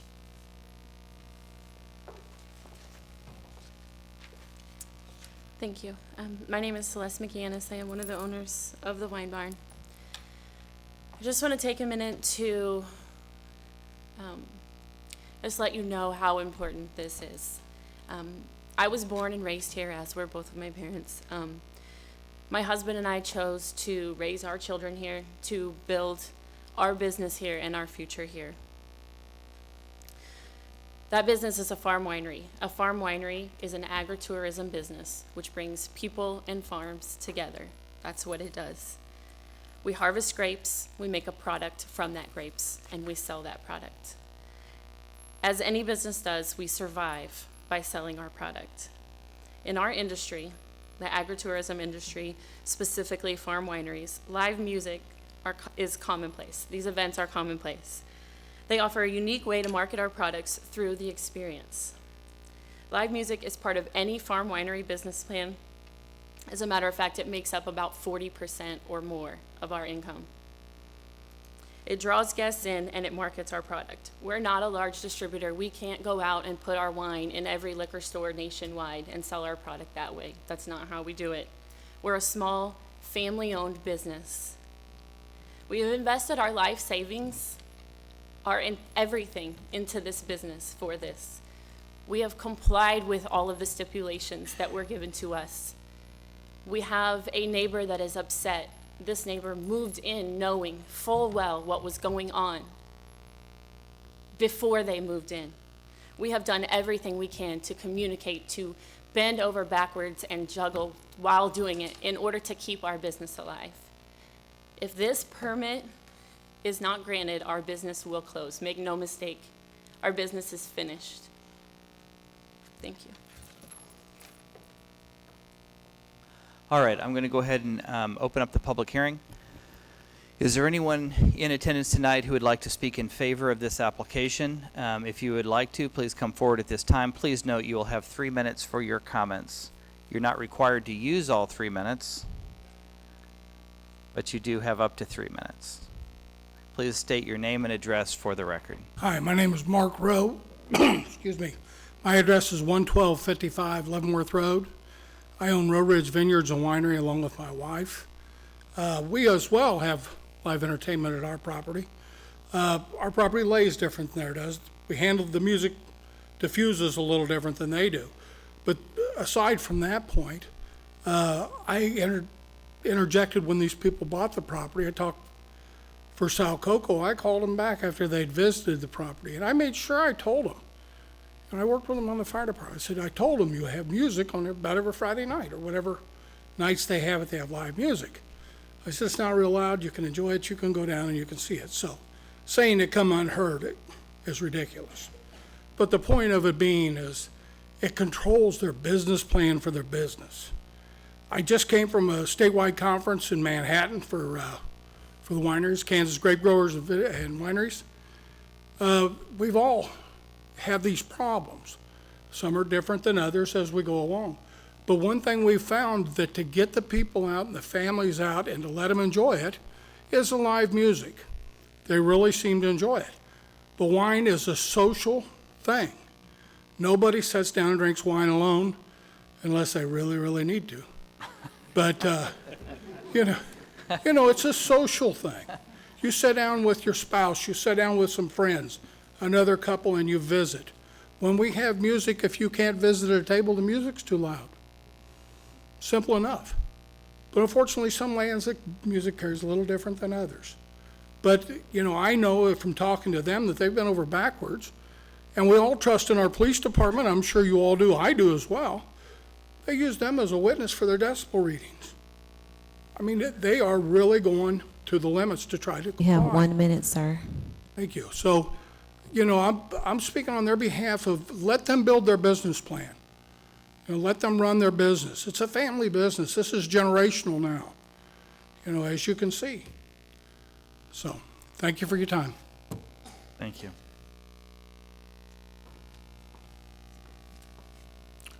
I am Merle Bland. I live at 8311 Garfield Avenue, Kansas City, Kansas 66112. I speak in favor of the 10-year special use permit. I'm very familiar with the Wine Barn. Business West, an organization which I head up as executive director, has had benefits there. It speaks to the quality of life. It's an asset to this community. I urge all of you to vote for approval. Thank you.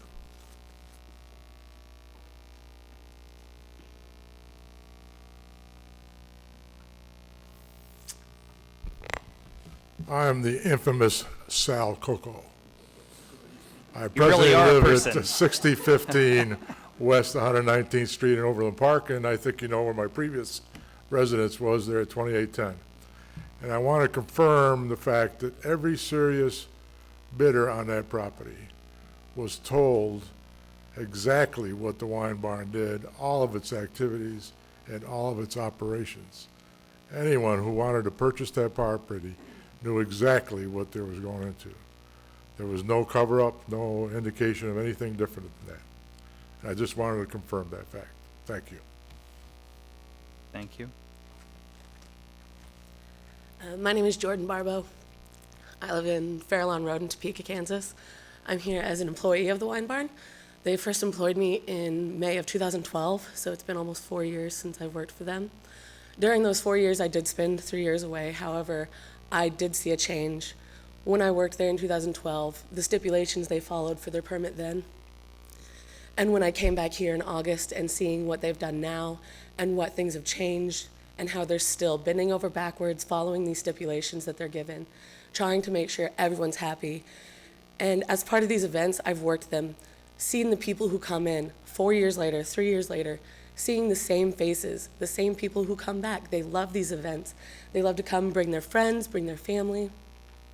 And on behalf of the family who run the Wine Barn, they brought me in as one of their own. They followed me through my travels overseas and the time that I spent away. They're great people. They're just trying to do what's best for them and what's best for themselves and something good for the community and bringing something in for everyone. Thank you. Thank you. Is there anyone else who would like to speak in favor at this time? Let the record show no one else coming forward. I'd like to ask now, would anyone like to speak in opposition? Please come forward at this time.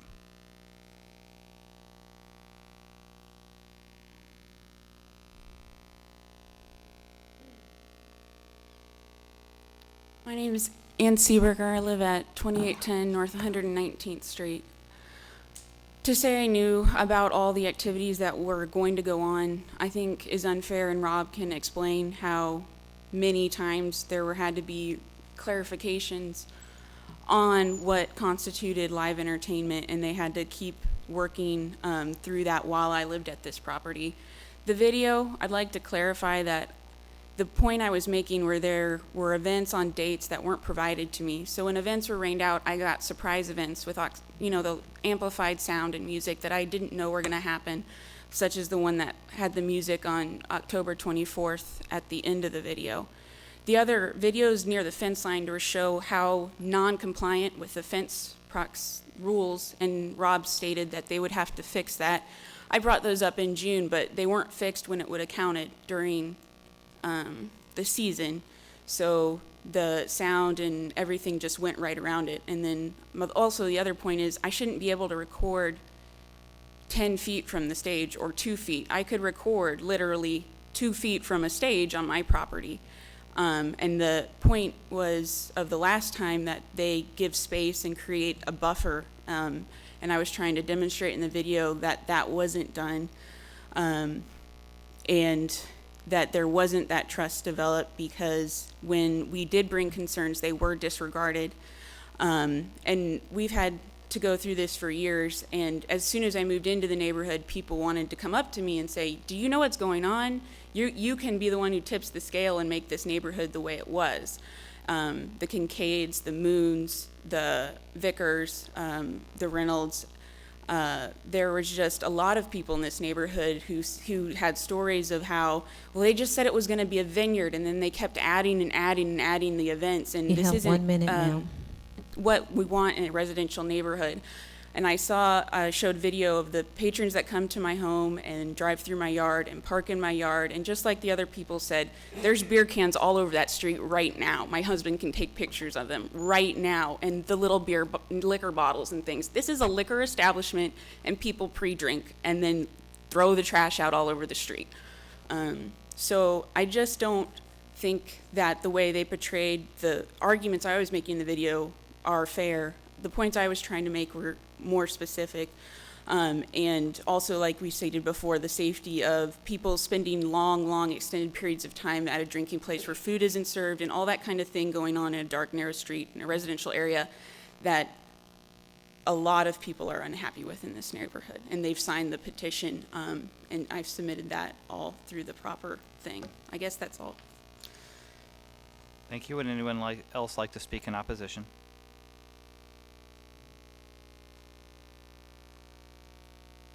I'm Larry Reynolds, 2910 North, 119th, neighbors to the wine barn. It's interesting that this is like the 4th or 5th time that we've been down here and gone through that. And so when they say we have complied 100%, that's not really true. That's the reason why we kept coming down here, is because they were not complying. Early on, they were tried to browbeat us into saying that this is a good thing. So if you had this kind of thing in your backyard, right off the bat when the Seaburgers moved in, we went over and sat down and said, and they didn't move in during the middle of the season, so that came after they'd already moved in. Mr. Coco, in one of the meetings that we had at the wine barn, said, I live right there and I can't even hear it. Of which another neighbor said, that's because you can't hear. The reason why it's at that tree that's close to our property is because there wasn't anybody closer that was complaining, because Mr. Coco lived right there. Now he's not there, so if you're at the Seaburgers, you're going to hear the music extremely loud. And so the decibels that we set up don't work at the Seaburgers because it's going to be much louder.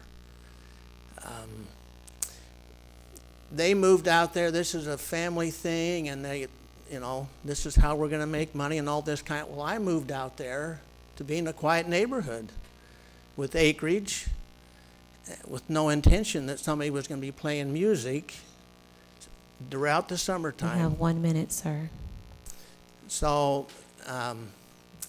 actually, I don't mind the neighbors. I just don't like the music. And I just don't think it's fair for the neighbors that are there. And it isn't just the Seaburgers and the Reynolds.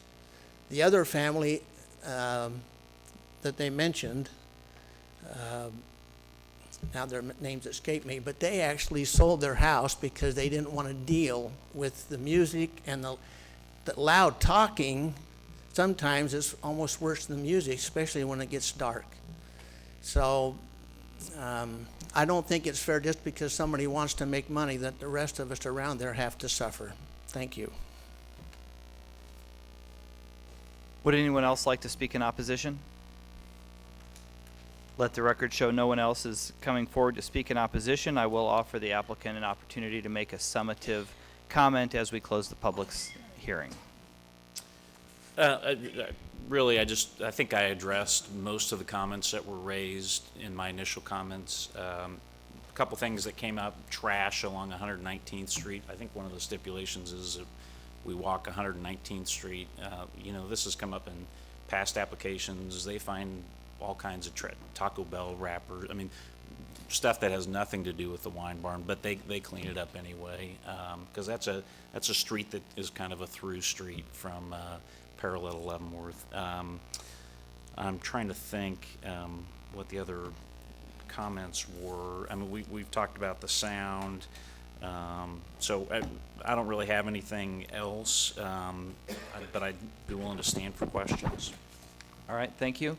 Commissioner, we'll now turn it over to the commission. Commissioner McKiernan. Thank you very much. Seems like last week we were talking about this, and the week before that, and the week before that. Is this before us again because the previous special use permit expired, or is this before us again because of the complaints, allegation of not following stipulations? The last approval was for this summer, and so we had the intent of coming back at this time before the next season, before the 2016 season, for another renewal.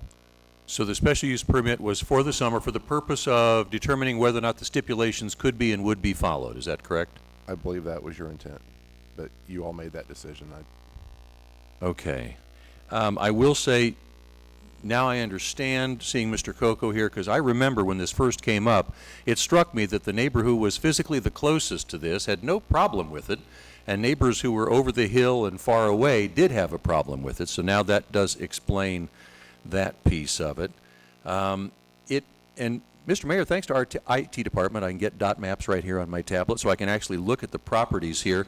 And the access road that comes from 119th Street appears to run right at the property line. Is that correct? It's actually on the Seabargers property, I believe. Okay, well, that was going to be my next question.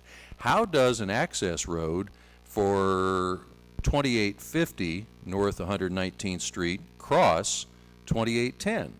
How does that work? Historic issues. They were neighbors at one time. The way the property got divided, there's an easement, you know, probably some type of perpetual easement there from long ago. Perpetual easement. Okay. They have a right to pass over your neighbor's property to reach your property. Is there a fence of any kind on either side of the access road?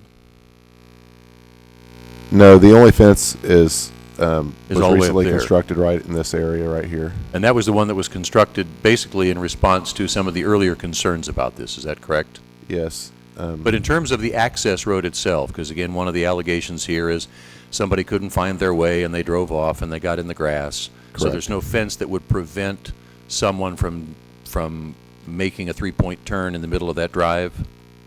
I believe you're correct. Okay. We've already had the issue of the trash pickup commented on. That was going to be seems to be a recurring theme tonight. We can't take a trash bag out there and pick up stuff. But one of the questions that I have is, I thought we had talked about some sort of closed back on the stage so as to direct the sound toward the lake, if I remember correctly. Is that? That was from the approval before that, and they didn't want to do that, and so they asked for the decibel reading at the tree instead. But now we're confounded because the person who is alleging the sound pressure level excess is where the back of the stage is, or the side, the back corner of the stage. So if we had the wraparound, if we had a back and sides to that stage, that should mitigate this problem, shouldn't it? I don't know that I can answer that. At that distance, and I if don't we know that I stood can with answer that. and I'm wondering if we were taking a sound pressure level meter, what looks like quite a distance away to the old oak tree there, why we couldn't set up one somewhere on 2810 and get a similar reading. Well, I'll tell you that decibel readings drop 6 decibels every time it doubles. So if she was 30 feet away, which is, I don't know if she was down here somewhere, and then this the distance from here, oh, I thought I had my measuring Well, tool. and isn't the house where the red numbers are right there in the center of that property? Isn't that the house right there? Correct. I invite you to come down to my neighborhood. We've got more noise than that on a quiet night. So, Do you have the distance there to the tree? I'll just he's zoom in. confounded by Dot Maps tools. 473 feet. And how far to approximately. the Seaburgers' house? About 6.5. Not Oh, to their to the property house. line, to their house. Yeah, now he can't pan because, Nope. whoa. 367? About 400 to their house. Yeah, 400. 400. So it's 60 feet further to the tree than from their house. Is that right? Approximately. All right. All right, so if the sound pressure level is not exceeding the stipulation at the tree, then with comparable distance, I would expect that it shouldn't exceed the stipulation at the house. Would that be unreasonable to conclude? I wouldn't think so. The issue is the Seaburgers could actually, this is their or not the Seaburgers, the Wine Barn folks could be here on their property and take that reading. I don't know, they want to walk over here to their back porch and take a reading. But again, it's a matter of distance. It's a similar distance. All right, that's all I have for now. Commissioner Kane. Rob, the planning and zoning, they voted down because of why? My final analysis was, despite the fact that you could argue over what the decibel reading was at a certain location, stipulation number 9 said no rock bands, and I think what you saw was clearly a rock band. And then the other part was that when I met with Mr. Dink and the McIannises about the fence, it was supposed to come from this corner to here, up here, and then down a distance. This portion of the fence between here and here was never constructed. Now, they dispute whether they had a complete understanding of that, but the exhibit has a blue line that goes from this corner of the barn to this line, to this corner, and down. And so those were the reasons that I recommended denial, primarily the rock band issue. Okay, so for the people in TV land, we met with the Reynolds family, and I can't remember the family to the north of you, that moved because of this. We sat down with the applicant at the grade school and talked about some of the stipulations. And then I give Mr. Reynolds my cell phone number in case it ever got too loud or something was wrong. And several times he called me and said, hey, come on over here and listen to this. When we did talk about the board that was in the back to send the music and the singing outward, they did that a couple of times, and then one time I showed up on my own and they had the speakers on the outside. And Rob, how long have we been working on this? I believe the first case was in 2008, but I would say 2010 and 11 are earnestly. We've worked on this longer than I worked on the 110th Street development. When they say they follow the guidelines, they follow the guidelines to what they thought the guidelines were, and they were not always the guidelines. And it's frustrating because I told you guys the last time, you have to follow the guidelines, and once again, you didn't. And the reason the Reynolds haven't complained is because they just felt like giving up. And I tried to work this out for both sides to make this work, and I told both of you that if one of you didn't live up to the agreement, that I was done. Since they haven't lived up to the agreement, not just this one, but a couple of others, I vote that we live up to, or we support the planning and zoning's decision for denial. Is that a motion? Yes. Is there a second? There is a motion. Okay, there's a motion and a second. Commissioner Bynum. If you are Commissioner Bynum, it is your turn. Is your microphone on? Is your microphone on? It is now. Thank you. I have a couple of comments and questions. So The Kansas City, Kansas Police Department verified the decibel readings after every live music event. I believe that's what was shared with us tonight. And I don't know why I would be asked not to believe the readings verified by the Kansas City, Kansas Police Department. So I'm struggling with that as an issue. On the video that was made by the neighbor, several of those were marked as disruptive gatherings. I was at 2 of those disruptive gatherings, personally attending a Kiwanis fundraiser and an event for Business West. I do apologize to that neighbor if that was considered disruptive. I certainly wouldn't, I think, deliberately attend a gathering that someone would call disruptive. In my estimation, those were both actually fairly quiet gatherings, and they were also both rather delightful gatherings. I'm not seeing any requirement in what we've been given for a buffer. So I heard the neighbor speak to one of the stipulations being a buffer, and maybe it's the fence, I don't know. Mr. Richardson, maybe you can speak to that. I don't see that in the stipulations. I believe they would have been talking to the fence.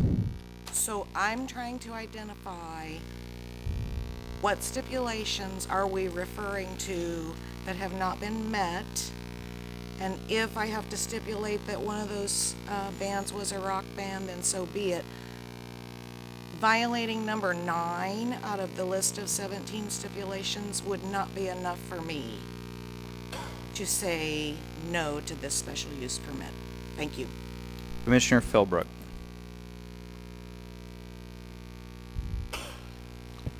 Well, I wish I really weren't part of this at all. At this moment, this is when a commissioner says, "Oh, poo, why do I have to be part of this?" But it's our jobs. So I would have to agree with, in part, both of the other commissioners. I was involved in a long conversation with trying to work out an agreement and did finally give up. Because in my mind, sometimes you cannot make people like each other. You cannot make people get along, and no matter how we would like that to happen. And I would like to say that I worked long and hard on this, and so did everybody else, trying to set it up so everybody could live well together. But it just doesn't seem to be working, to say the least. And I also was at 2 of those gatherings that were deemed disruptive, and darn, I didn't feel very disruptive, and we didn't have any music, and it wasn't loud. So I'm sorry that you felt that way about our gathering. But going back to that, I really do feel like the opponents would not be happy, really, no matter what happened, as long as there was nothing going on down the hill from them. And having said that, that's from conversations, and I just have to put this forward. But I also feel that the proponents aren't as squeaky clean as they would like everybody to think. So I don't think anybody is right in this, and I don't think everybody's all wrong in this. But I am tired of looking at this. I will be honest with you. I'm really tired of looking at this keep coming back to us and coming back to us and coming back to us. And that's all I have to say. Thank you. Commissioner Murguia. Okay, so I say this every time when these kinds of issues come forward. I don't think anybody wins when neighbors fight with one another. And I definitely don't think anybody wins when you all put government in charge of resolving those disputes. Now, I recognize sometimes there's no alternative. Sometimes people just can't get along and they can't come to an agreement. And obviously, some people believe they've been lied to and may have been, and some people believe they're just trying to make a living and make a better neighborhood and make some activity and have some fun. you know, I see good arguments on both sides. So I know there's a motion on the table, but I really think, what I would just tell you, what I would like to see happen is I don't know if that can happen or not. I'd like to see this issue go back to planning and zoning. I'm just giving you my opinion. And I'd like to see these parties get together one last time and try to resolve this and come to an agreement. I mean, obviously, if you can't, then this governing body will need to make a decision. And I need to tell you that my philosophy is that I tend to defer to the commissioner in charge of that district. That doesn't mean I always agree with that commissioner, but I will defer to the commissioner that represents that area. So I hope that someone will hear what I'm saying and give these parties one more chance to at least have a conversation. Thanks. Commissioner McKiernan. Thank you, Mr. Mayor. I totally agree with Commissioner Murguia on this. This is, we don't get a great resolution when we end up making the call on this. But one question, I don't know if I'm allowed to ask Ms. Seeberger, or was it Mr. Reynolds who's here? Is there anything that could be done that would make you say, yeah, that's great, let's keep having that business? Or is it a foregone conclusion that no matter what is done, you're out? All right, well, Commissioner, I will permit you to ask the question of the two opponents. If they would like to ask, you do not need to answer the question, but if you would like to, I'd invite you to come to the microphone and you can answer the question. Is there anything that could happen that would make it work? Yes, ma'am, all the way up here to the front. I think I've said most of it in the minutes, is that there, you know, over time we have developed a lot of resentment, and I have to own up to that. But when I've been, you know, called a liar for, just at the last time, I was told I was lying because there was not disco lights. There were obviously flashing lights in that tent. I don't know how to work with that. The last neighborhood meeting, he was still telling Larry that this was completely futile to fight against whatever they wanted to do, because we're going to have high-rise apartments next door soon. And Ma'am, who said that? Mr. Hyatt said that to Mr. Reynolds, and that was the last part. And then let's just which the part? question was the question of So the you, question though, is, it's a there any specific way question. in your mind, is there any way to resolve this issue? I don't have any trust with them anymore. They've lied and they've done things in the past that have broken yes, that trust. ma'am, I don't want to have another speech. That answers my yes question. Or no? That answers my question. Sir, is there anything that could be done in your mind to resolve this? If all the neighbors that have signed the petition could come to an agreement that we can deal with this kind of music and noise and stuff like that throughout the whole summer and into the fall and stuff, could be a possibility. But based on the fact that we've been back here so many times, and they think that they've been, you know, really upfront and everything, but all of us have Mr. had Mayor, issues. what I would say is Thank it you is both for coming back up. It is frustrating to have something appear so close to a potential resolution, and yet to be so far away and here again on this issue. Commissioner Kane? We tried that. We tried to sit down and talk to everybody, and it didn't work. And there's a non-trust factor on both sides. You know, and they did not follow all the stipulations. They can tell you they did, but they didn't. And that's the problem. If number 9 was the first time this ever happened, you're right. There's no way I could go the other way. But this isn't the first time. And when you sit down and you talk to people and you say, hey, let's do this, and then as well, you know, and then there's an interpretation of what we said. And in my mind, there was no interpretation. When Rob wrote them down, the way we told him to write them down, they didn't follow. All right, Commissioner Bynum.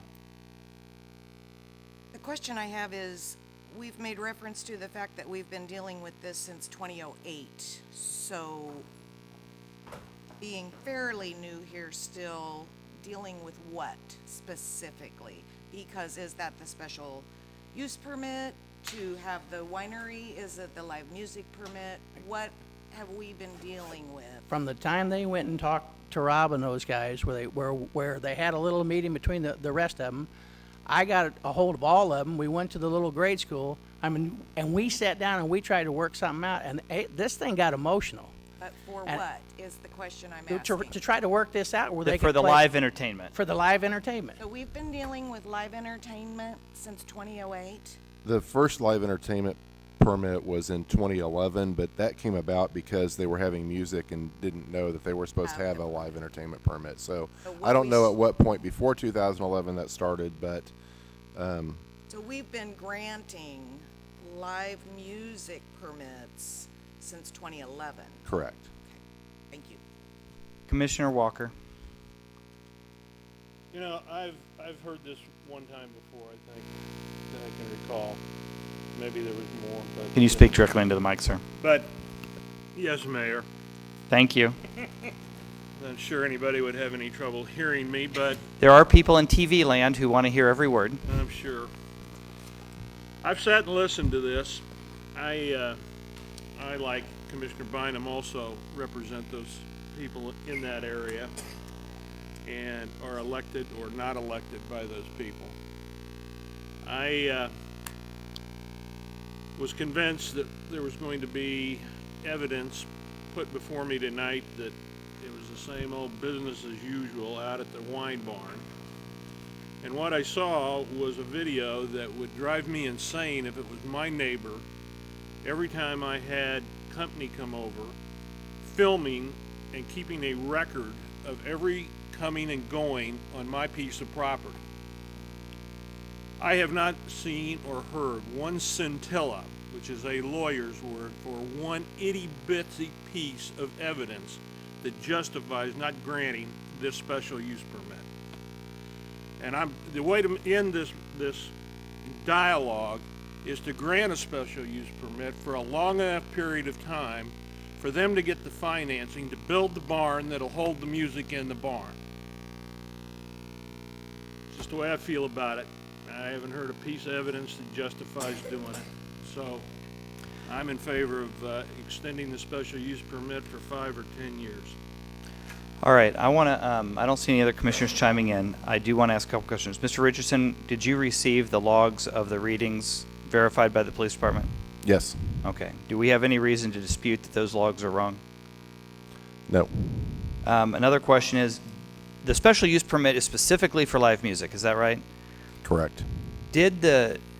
Was it that they could not have any more than 14 events total or no more than 14 live music events? No more than 14 live music events. Okay, so they can have, even without the special use permit, they could have as many events as they want on their property as long as it didn't have live music. Correct. Okay. And I will say, it is just a bummer, I don't know how to say that in a thoughtful way, that the person right next to them sold their house in the middle of the special use permit dialogue, because that's a significant change. I am encouraged, though, that the house is about the same distance from the magic tree, because my guess is that if the decibel reading is correct at the tree, it's going to be similar at the house, though the Reynolds have the additional benefit of there are trees between and some more distance to their house that the Seabargers do not. But it is frustrating that a new property owner, not that we don't love new property owners, but a new property owner has changed the game significantly from the previous discussion. There's no question this process has been, this horse left the barn several years ago, and this new player right next door changes things. I do agree that I'm no expert on music. There did seem to be some rock and roll music.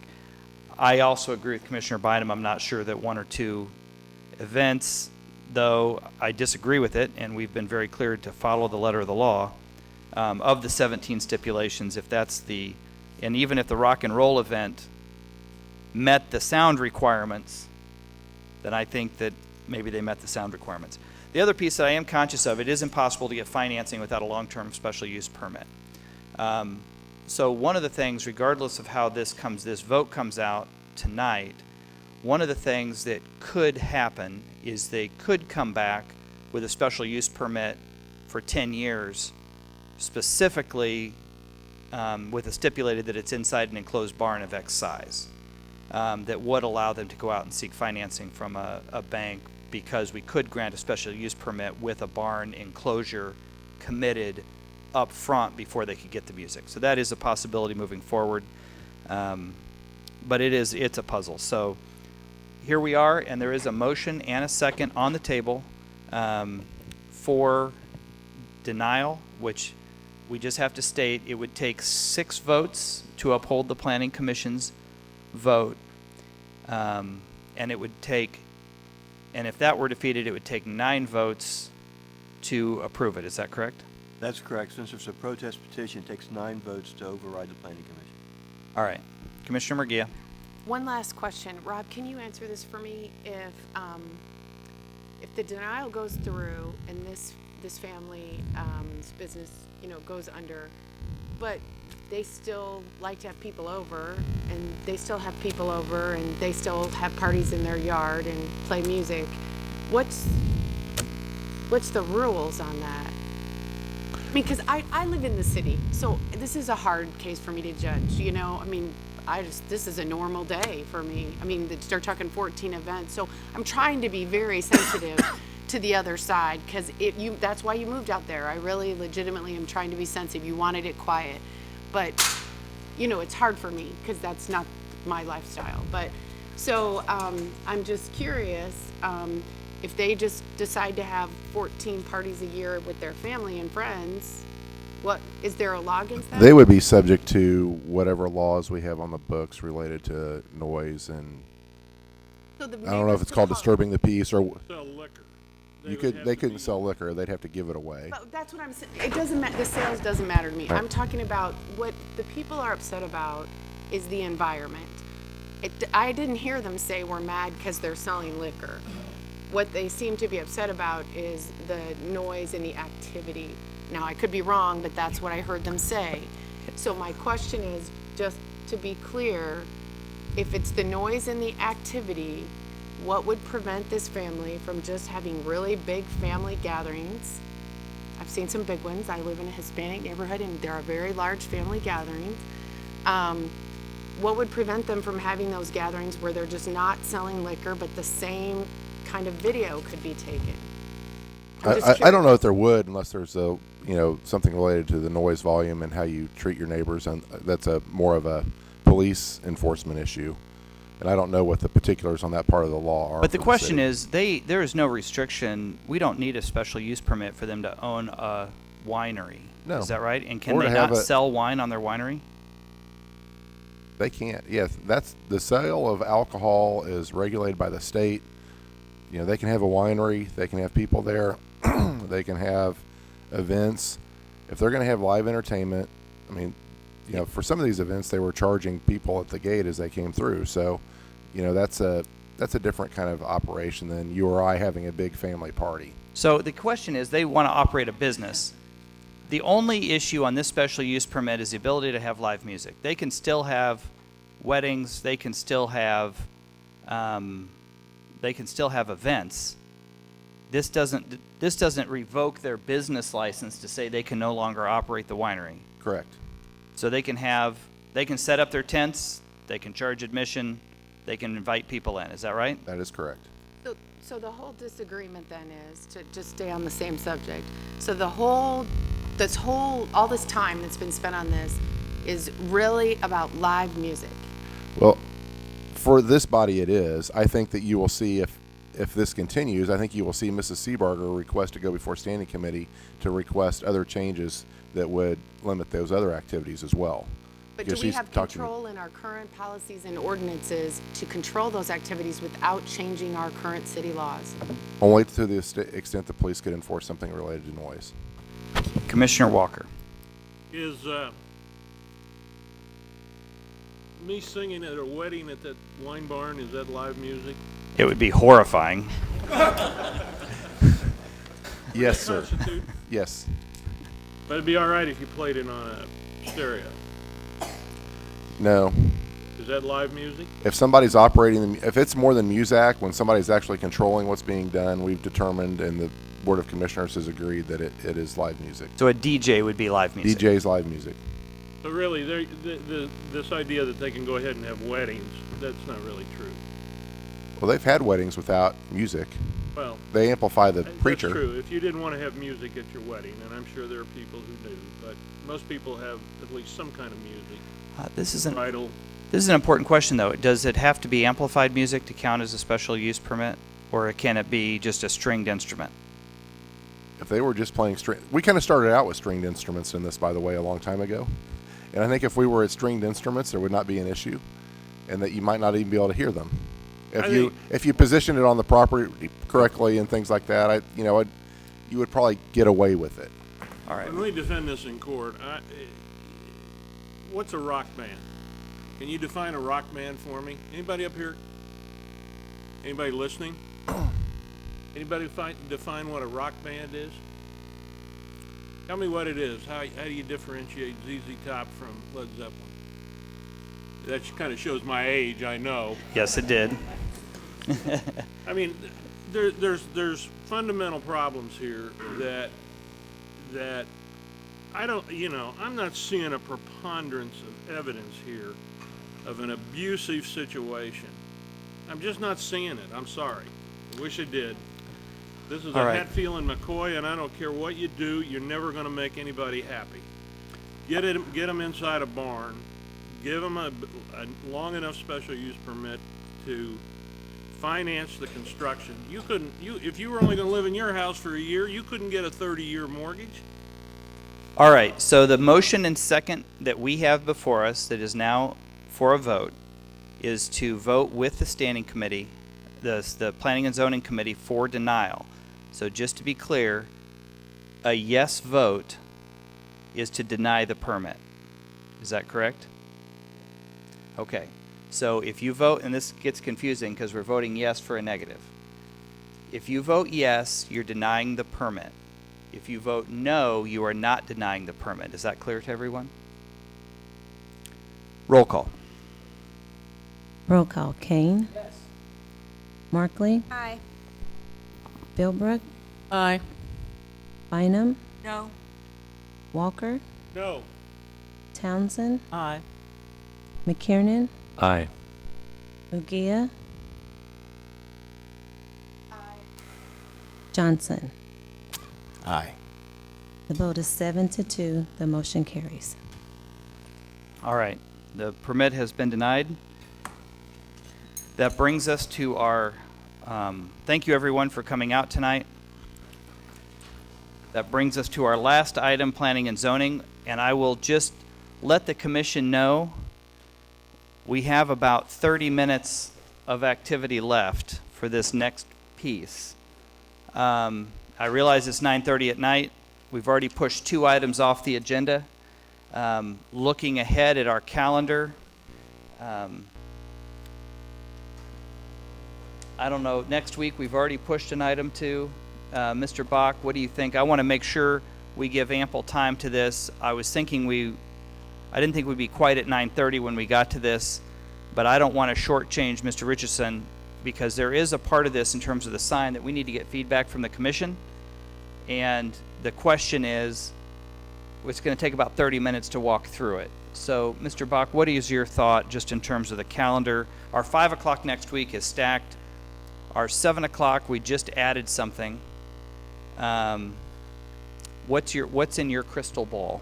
Well, we have far less than the 7 o'clock next week. We have several items that are carrying forward. As you noted, the 5 o'clock is probably a full session between 5 to 7, anticipating we get through it. I mean, I would probably guess we only have an hour meeting next week. All right. My recommendation, Mr. Richardson, is that we come back. I'd like you to do your initial part for the first 2 and maybe queue up the sign piece so we can be geared up and excited about it next week. But I think that 30-minute walkthrough, we're going to be at our best next week. Okay. Or better than we are now, maybe. I don't know what our best looks like, but it might not be tonight. Thank you, Mayor. Well, contrary to what this slide says, I'm going to update you on 3 things tonight. The K32 Tri-City Transportation Redevelopment Plan, the schedule for the quiet zone to be heard by the Board of Commissioners, and the Rosedale Master Plan. The basic things I'm going to go over on both plans for you is they've kind of done what you would call a SWOT analysis: strengths, weaknesses, opportunities, and threats. And K32, they just call it challenges and opportunities. And so the top challenges, based on the survey that they did using their Digicate website, their electronic survey, the advisory committee, and the public meetings that we had, came up with transportation options for transit riders, cyclists, and pedestrians was the top challenge. The type, size, and appearance of future development was the next most significant challenge. The railroad in itself and flooding were the next most significant challenges. But I will say that even though slopes ranked low on that, if you've driven K32, in some sites, the north side of K32 is basically a mountain to overcome for development. Now, some folks are mining the dirt there and flattening the mountain, but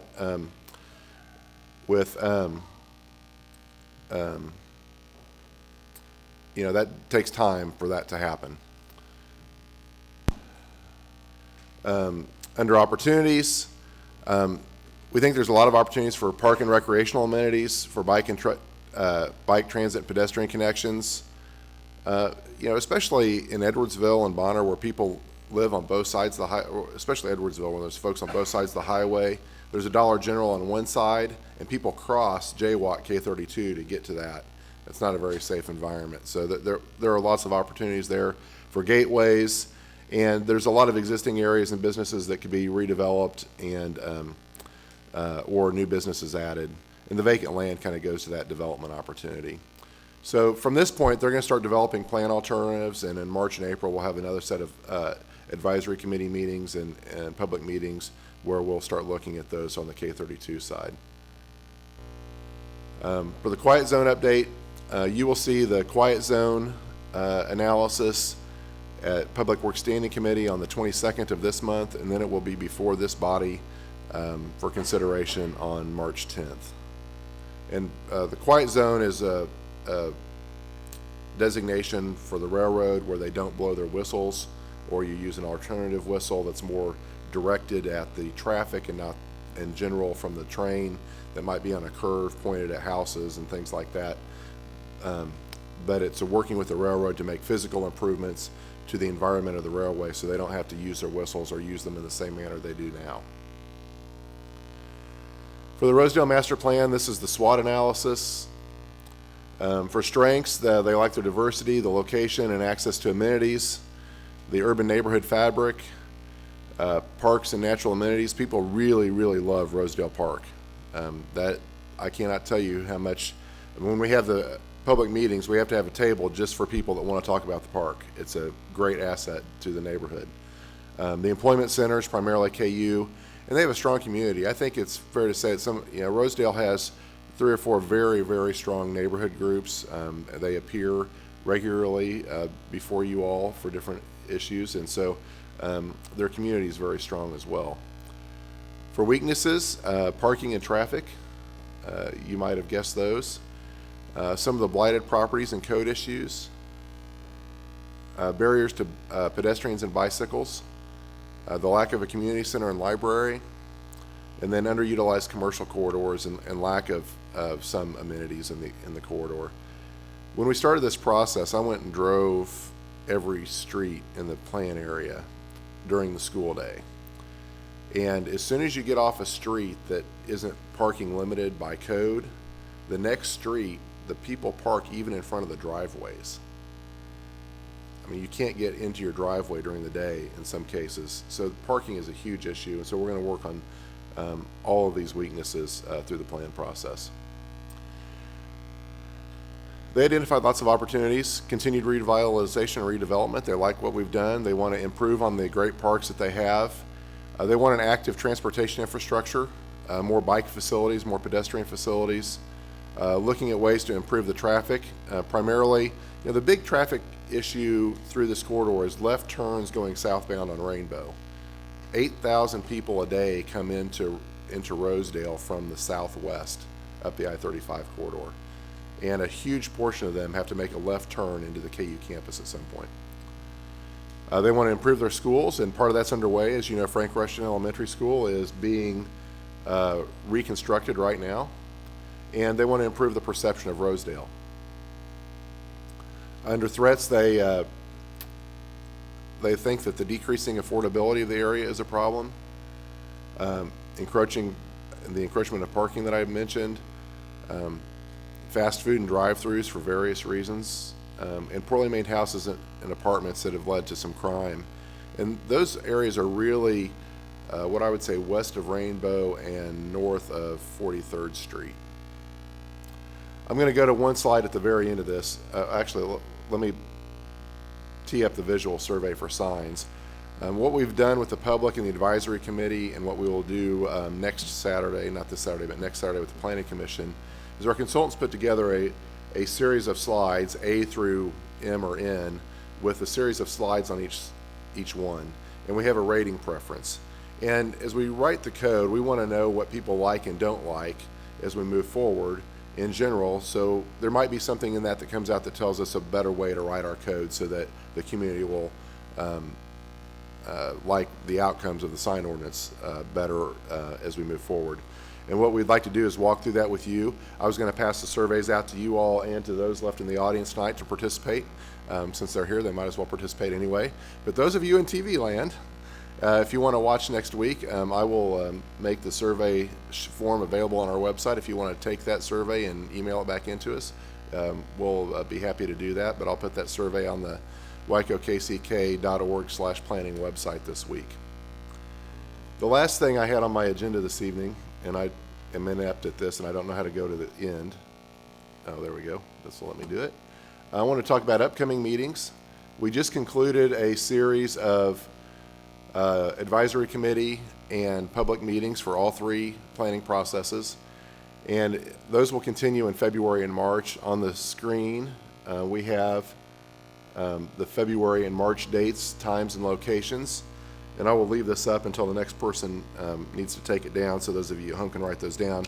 I've also distributed to the Board of Commissioners the complete list, which includes all the way through August of next year for all of our future meetings, so you can have that. I also talked about this morning at the Livable Neighborhoods meeting, and they all got the schedule as well for their neighborhood meeting groups. Does anyone have any questions? Commissioner Markley.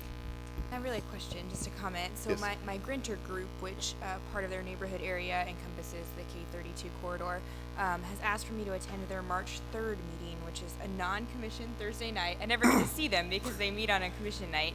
And they specifically want to talk about K32. Commissioner Walters is going to come with me to that meeting, but if someone from your staff would like to come as well, I think they would love to have you. I think that we could probably have the last presentation we did with the public and go through that with them. That'd be Why don't we awesome. talk after the meeting, and we can probably make that happen. Great. Commissioner Murguia. Thank you, Mayor. I know it's late. We've been here for a long time, but I figure if we can talk about Western Wyandotte County for as long as we have, we can talk about the inner city for a little while. So I have a couple comments to make in regard to that you made in regard to the Rosedale Master Plan. Rob, you have a difficult job, and I would never want to do it. It's like herding cats to get people on the same page about what they want their neighborhood to look like. I mean, we can't get people to agree about small business. So I appreciate all of your effort. You made a comment that there are a couple of very strong neighborhood groups in the Rosedale neighborhood, and I would agree with you, and I think that's fantastic. But I'm going to be looking for the group's effort in reaching out to and engaging those less connected and less vocal people to make sure that this plan truly reflects all of Rosedale and not just the voice of a few politically connected people in how the plan proceeds. So I said the rules, and then this is really more of a statement just for my fellow commissioners, and I recognize I'm just talking about one particular neighborhood, but I've been waiting for an opportunity to say this, to make these comments. You know, 10, 15 years ago, I don't even remember, I wasn't even on the commission. This commission was very progressive, the commission that was here at the time, was very progressive. And there was a big business called NASCAR that came to Wyandotte County and said, we're going to invest $200 million in your county. Nobody came with them. They came alone. And this commission was excited. They embraced that development. And not only did they embrace it, but they were progressive enough to go out and purchase 400 additional acres in that neighborhood for potential development, because they saw the potential with 4, is it 4 or 2? 4 NASCAR races. We'll just say 4. We'll give them 2 extra. 4 NASCAR races a year. They saw the potential in that. And just as you said, Rob, we are now, we have an amazing hospital in KU Hospital. We currently have a brand new $250 million hospital tower that's going up, in addition to a $75 million medical education building being built by the university. And yet this government has not bought one home. It has not bought one piece of vacant ground or taken the initiative or had any sort of progressive action in regard to helping redevelop all of Rosedale. And let's be very clear, when you drive through Rosedale, you see some nice new commercial development, but you see a great discrepancy between the quality of the commercial development and the quality of all of the housing stock. So I recognize this isn't District 1, 2, 4, 5, 6, 7, 8, but where NASCAR is wasn't any of those districts either. And yet the commission had the vision to see that there was great potential in that area of our county that would benefit all of us. I think what went on in Village West is fantastic, and I hope that development out there continues to grow and flourish. But I also think other areas of our city should grow and flourish. And I think we have an amazing opportunity to do that in Rosedale. And I know other people say that, but I'm not seeing any action. So I really appreciate the first step in making a plan, but what I want to see is action. And for as long as I'm going to be here, whenever my term ends, I am going to bring that up consistently. That neighborhood is ripe for development. You said it yourself, we're not talking 4 NASCAR races a year. We're talking 8,000 people every day, Monday through Friday, coming into Wyandotte County to typically high-paying jobs. Not low-income retail jobs, high-paying jobs in the healthcare profession that have money to spend in our county. We need to grasp that opportunity, get a hold of it. It's going to broaden our tax base. It's going to make it better for everyone, and I hope I see better initiative in that direction. Thank you. I would just say that I have seen people I've never seen before in our meetings. We have more people at this set of meetings for Rosedale than we did the last time around, and they're new residents, new people coming in, which I think is great. And I think you're going to be surprised. We kind of did a test with how much, based on what our economic consultants said, could we put it, how dense could we make Rosedale? I mean, like, how many 39 rainbows can we build? The public didn't really object to that.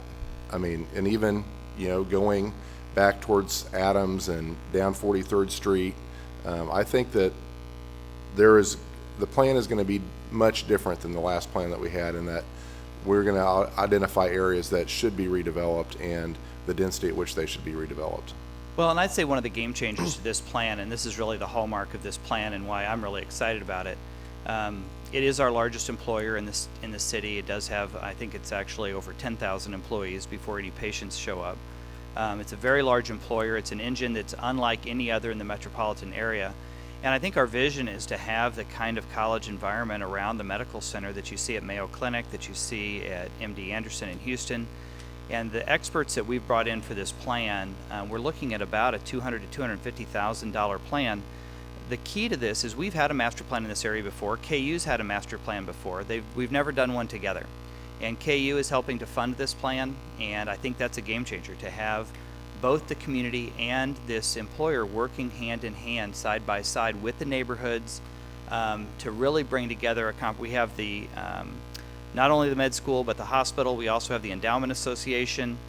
We have a lot more people at the table than we ever have. And I think we are going to need to make some significant investments in this area for property acquisition. I will say, though, they didn't buy an acre out west until they had a plan. And so we have to develop a plan. Certainly, what property we buy is going to be driven by this plan, because I want to make sure we have a good plan in place so we're spending the taxpayers' money wisely. But we need to be aggressive in this area. This is an opportunity unlike any other that we have in our community. There is, even with the Legends as big as it is, only has 9,000 employees. Now I'm going to say only with a tongue-in-cheek because that's a huge number based on what was there before, which is almost zero. So now we have another place with 10,000 employees, more employees than we have at the Legends. No doubt a higher income for those jobs. We've got to have the caliber of plan that's going to drive economic development in that area for the next 30 years. And I think that's what you're putting together, and I do agree, Commissioner, we have to be aggressive as a commission once we have the plan to target our investment to make sure we can turn that over. And I'm very encouraged with the two working together because they're actually looking at a couple of taboo issues. They're looking at creating enough on-campus parking so people don't have to park on the street. And they're talking about making lots potentially available in Hanover Heights owned by the university to make that neighborhood complete and end any speculation about university coming into that 6 or 7 lots in that neighborhood. Those are the two most contentious issues I've seen since I've been here related to the neighborhoods and the university, and I think they're going to work together on these things, and I think that's a great step forward. No, it's fantastic. All right, thank you very much for the update. We will do the sign piece. The sign piece alone is about a half an hour, and I know if you were here to look forward to that, we apologize. We'll do it next week. All right, that's just our planning and zoning agenda. We now have the non-planning and zoning consent agenda. Second. Would anyone like to remove an item at your own peril? Let the record show no one comes forward to remove an item from the planning or from the non-planning and zoning consent agenda. It is properly before us. Roll call. Roll call. Kane. Aye. Markley. Philbrook. Aye. Bynum. Aye. Walker. Aye. Townsend. Aye. McKiernan. Aye. Mugia. Aye. Johnson. Aye. The vote is 9-0. That motion carries. All right, that brings us to item number 1 on our public hearing. It is IRB's pilot for the Legends Apartments. We do need to open this public hearing. We have had presentation on this before, and because of technical issues, this item was separated for reporting purposes from the previous. We have previously approved this project, but this particular piece we need to come back and open a public hearing. Mr. Brakovich is here to give us the presentation again, if anyone would like. The item is before us.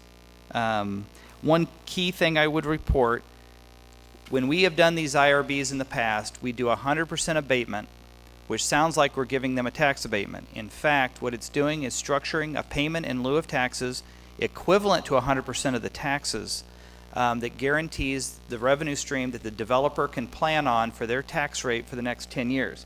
It keeps us out of court, and it allows us to agree ahead of time on a valuation. It's a really good deal for the city, and it's a really good deal for the developer. We've done it specifically for the apartments, and issuing the IRBs also allows them some sales tax benefits as they're building their property. So it's a win-win for the community, and it's a tool that our economic development group came up with specifically for these issues, because there's nothing more frustrating than supporting a developer and then 2 years later to be sued in court for the valuation far below what they spent to build the property. So I think this is a great opportunity. We appreciate the developers willing to work with us on this.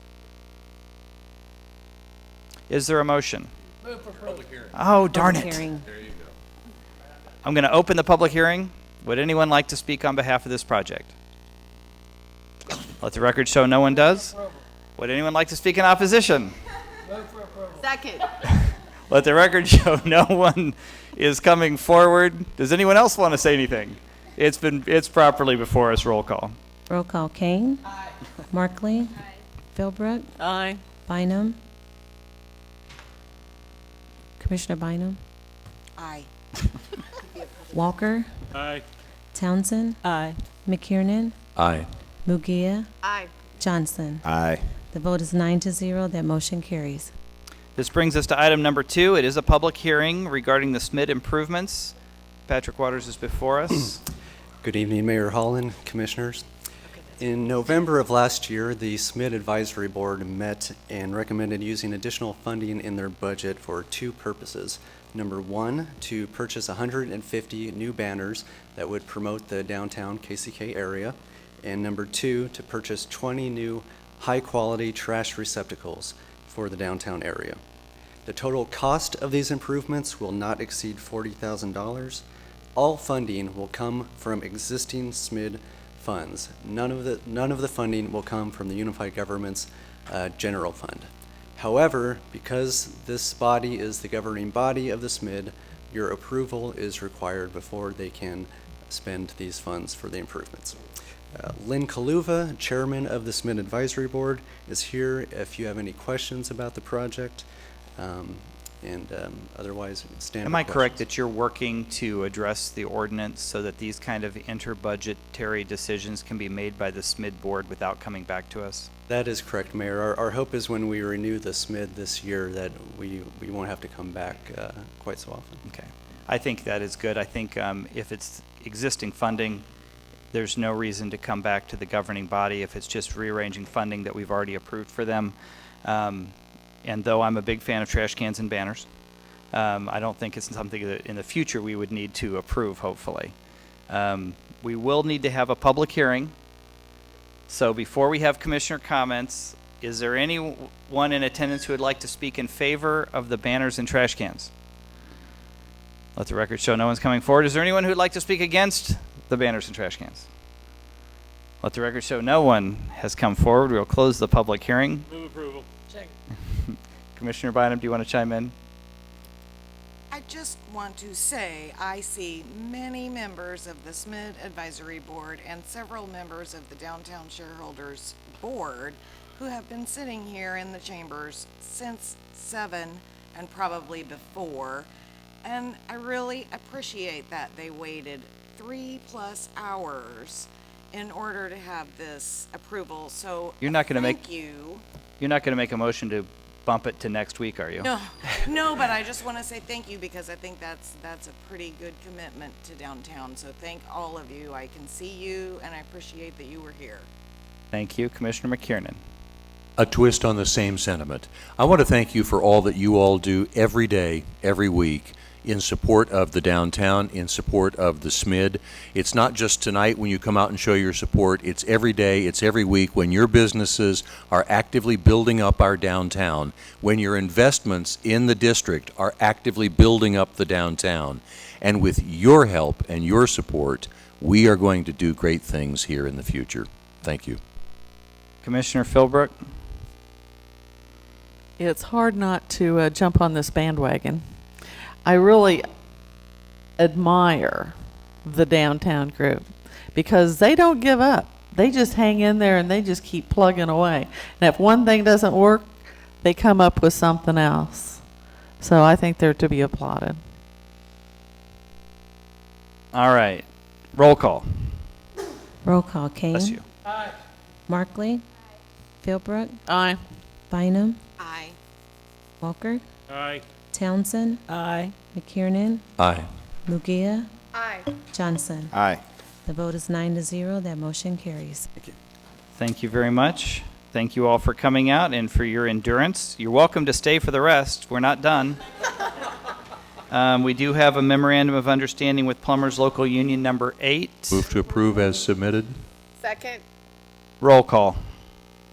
Roll call. Kane. Aye. Markley. Aye. Philbrook. Aye. Bynum. Aye. Walker. Aye. Townsend. Aye. McKiernan. Aye. Mugia. Aye. Johnson. Aye. Vote is 9-0. That motion carries. That brings us, we are now adjourned as the Board of Commissioners and reconvened as the Board of Trustees of the Land Bank Board of Trustees. We don't want to hear it. Mr. Slaughter, are you prepared to make full presentation on each item? Before he gets to the microphone, roll call. Roll call. Kane. Aye. Markley. Aye. Philbrook. Aye. Bynum. Aye. Walker. Aye. Townsend. Aye. McKiernan. Aye. Mugia. Johnson. Aye. The vote is 9-0. That motion carries. It is 5-10. I think that's a recent record. We are adjourned. it.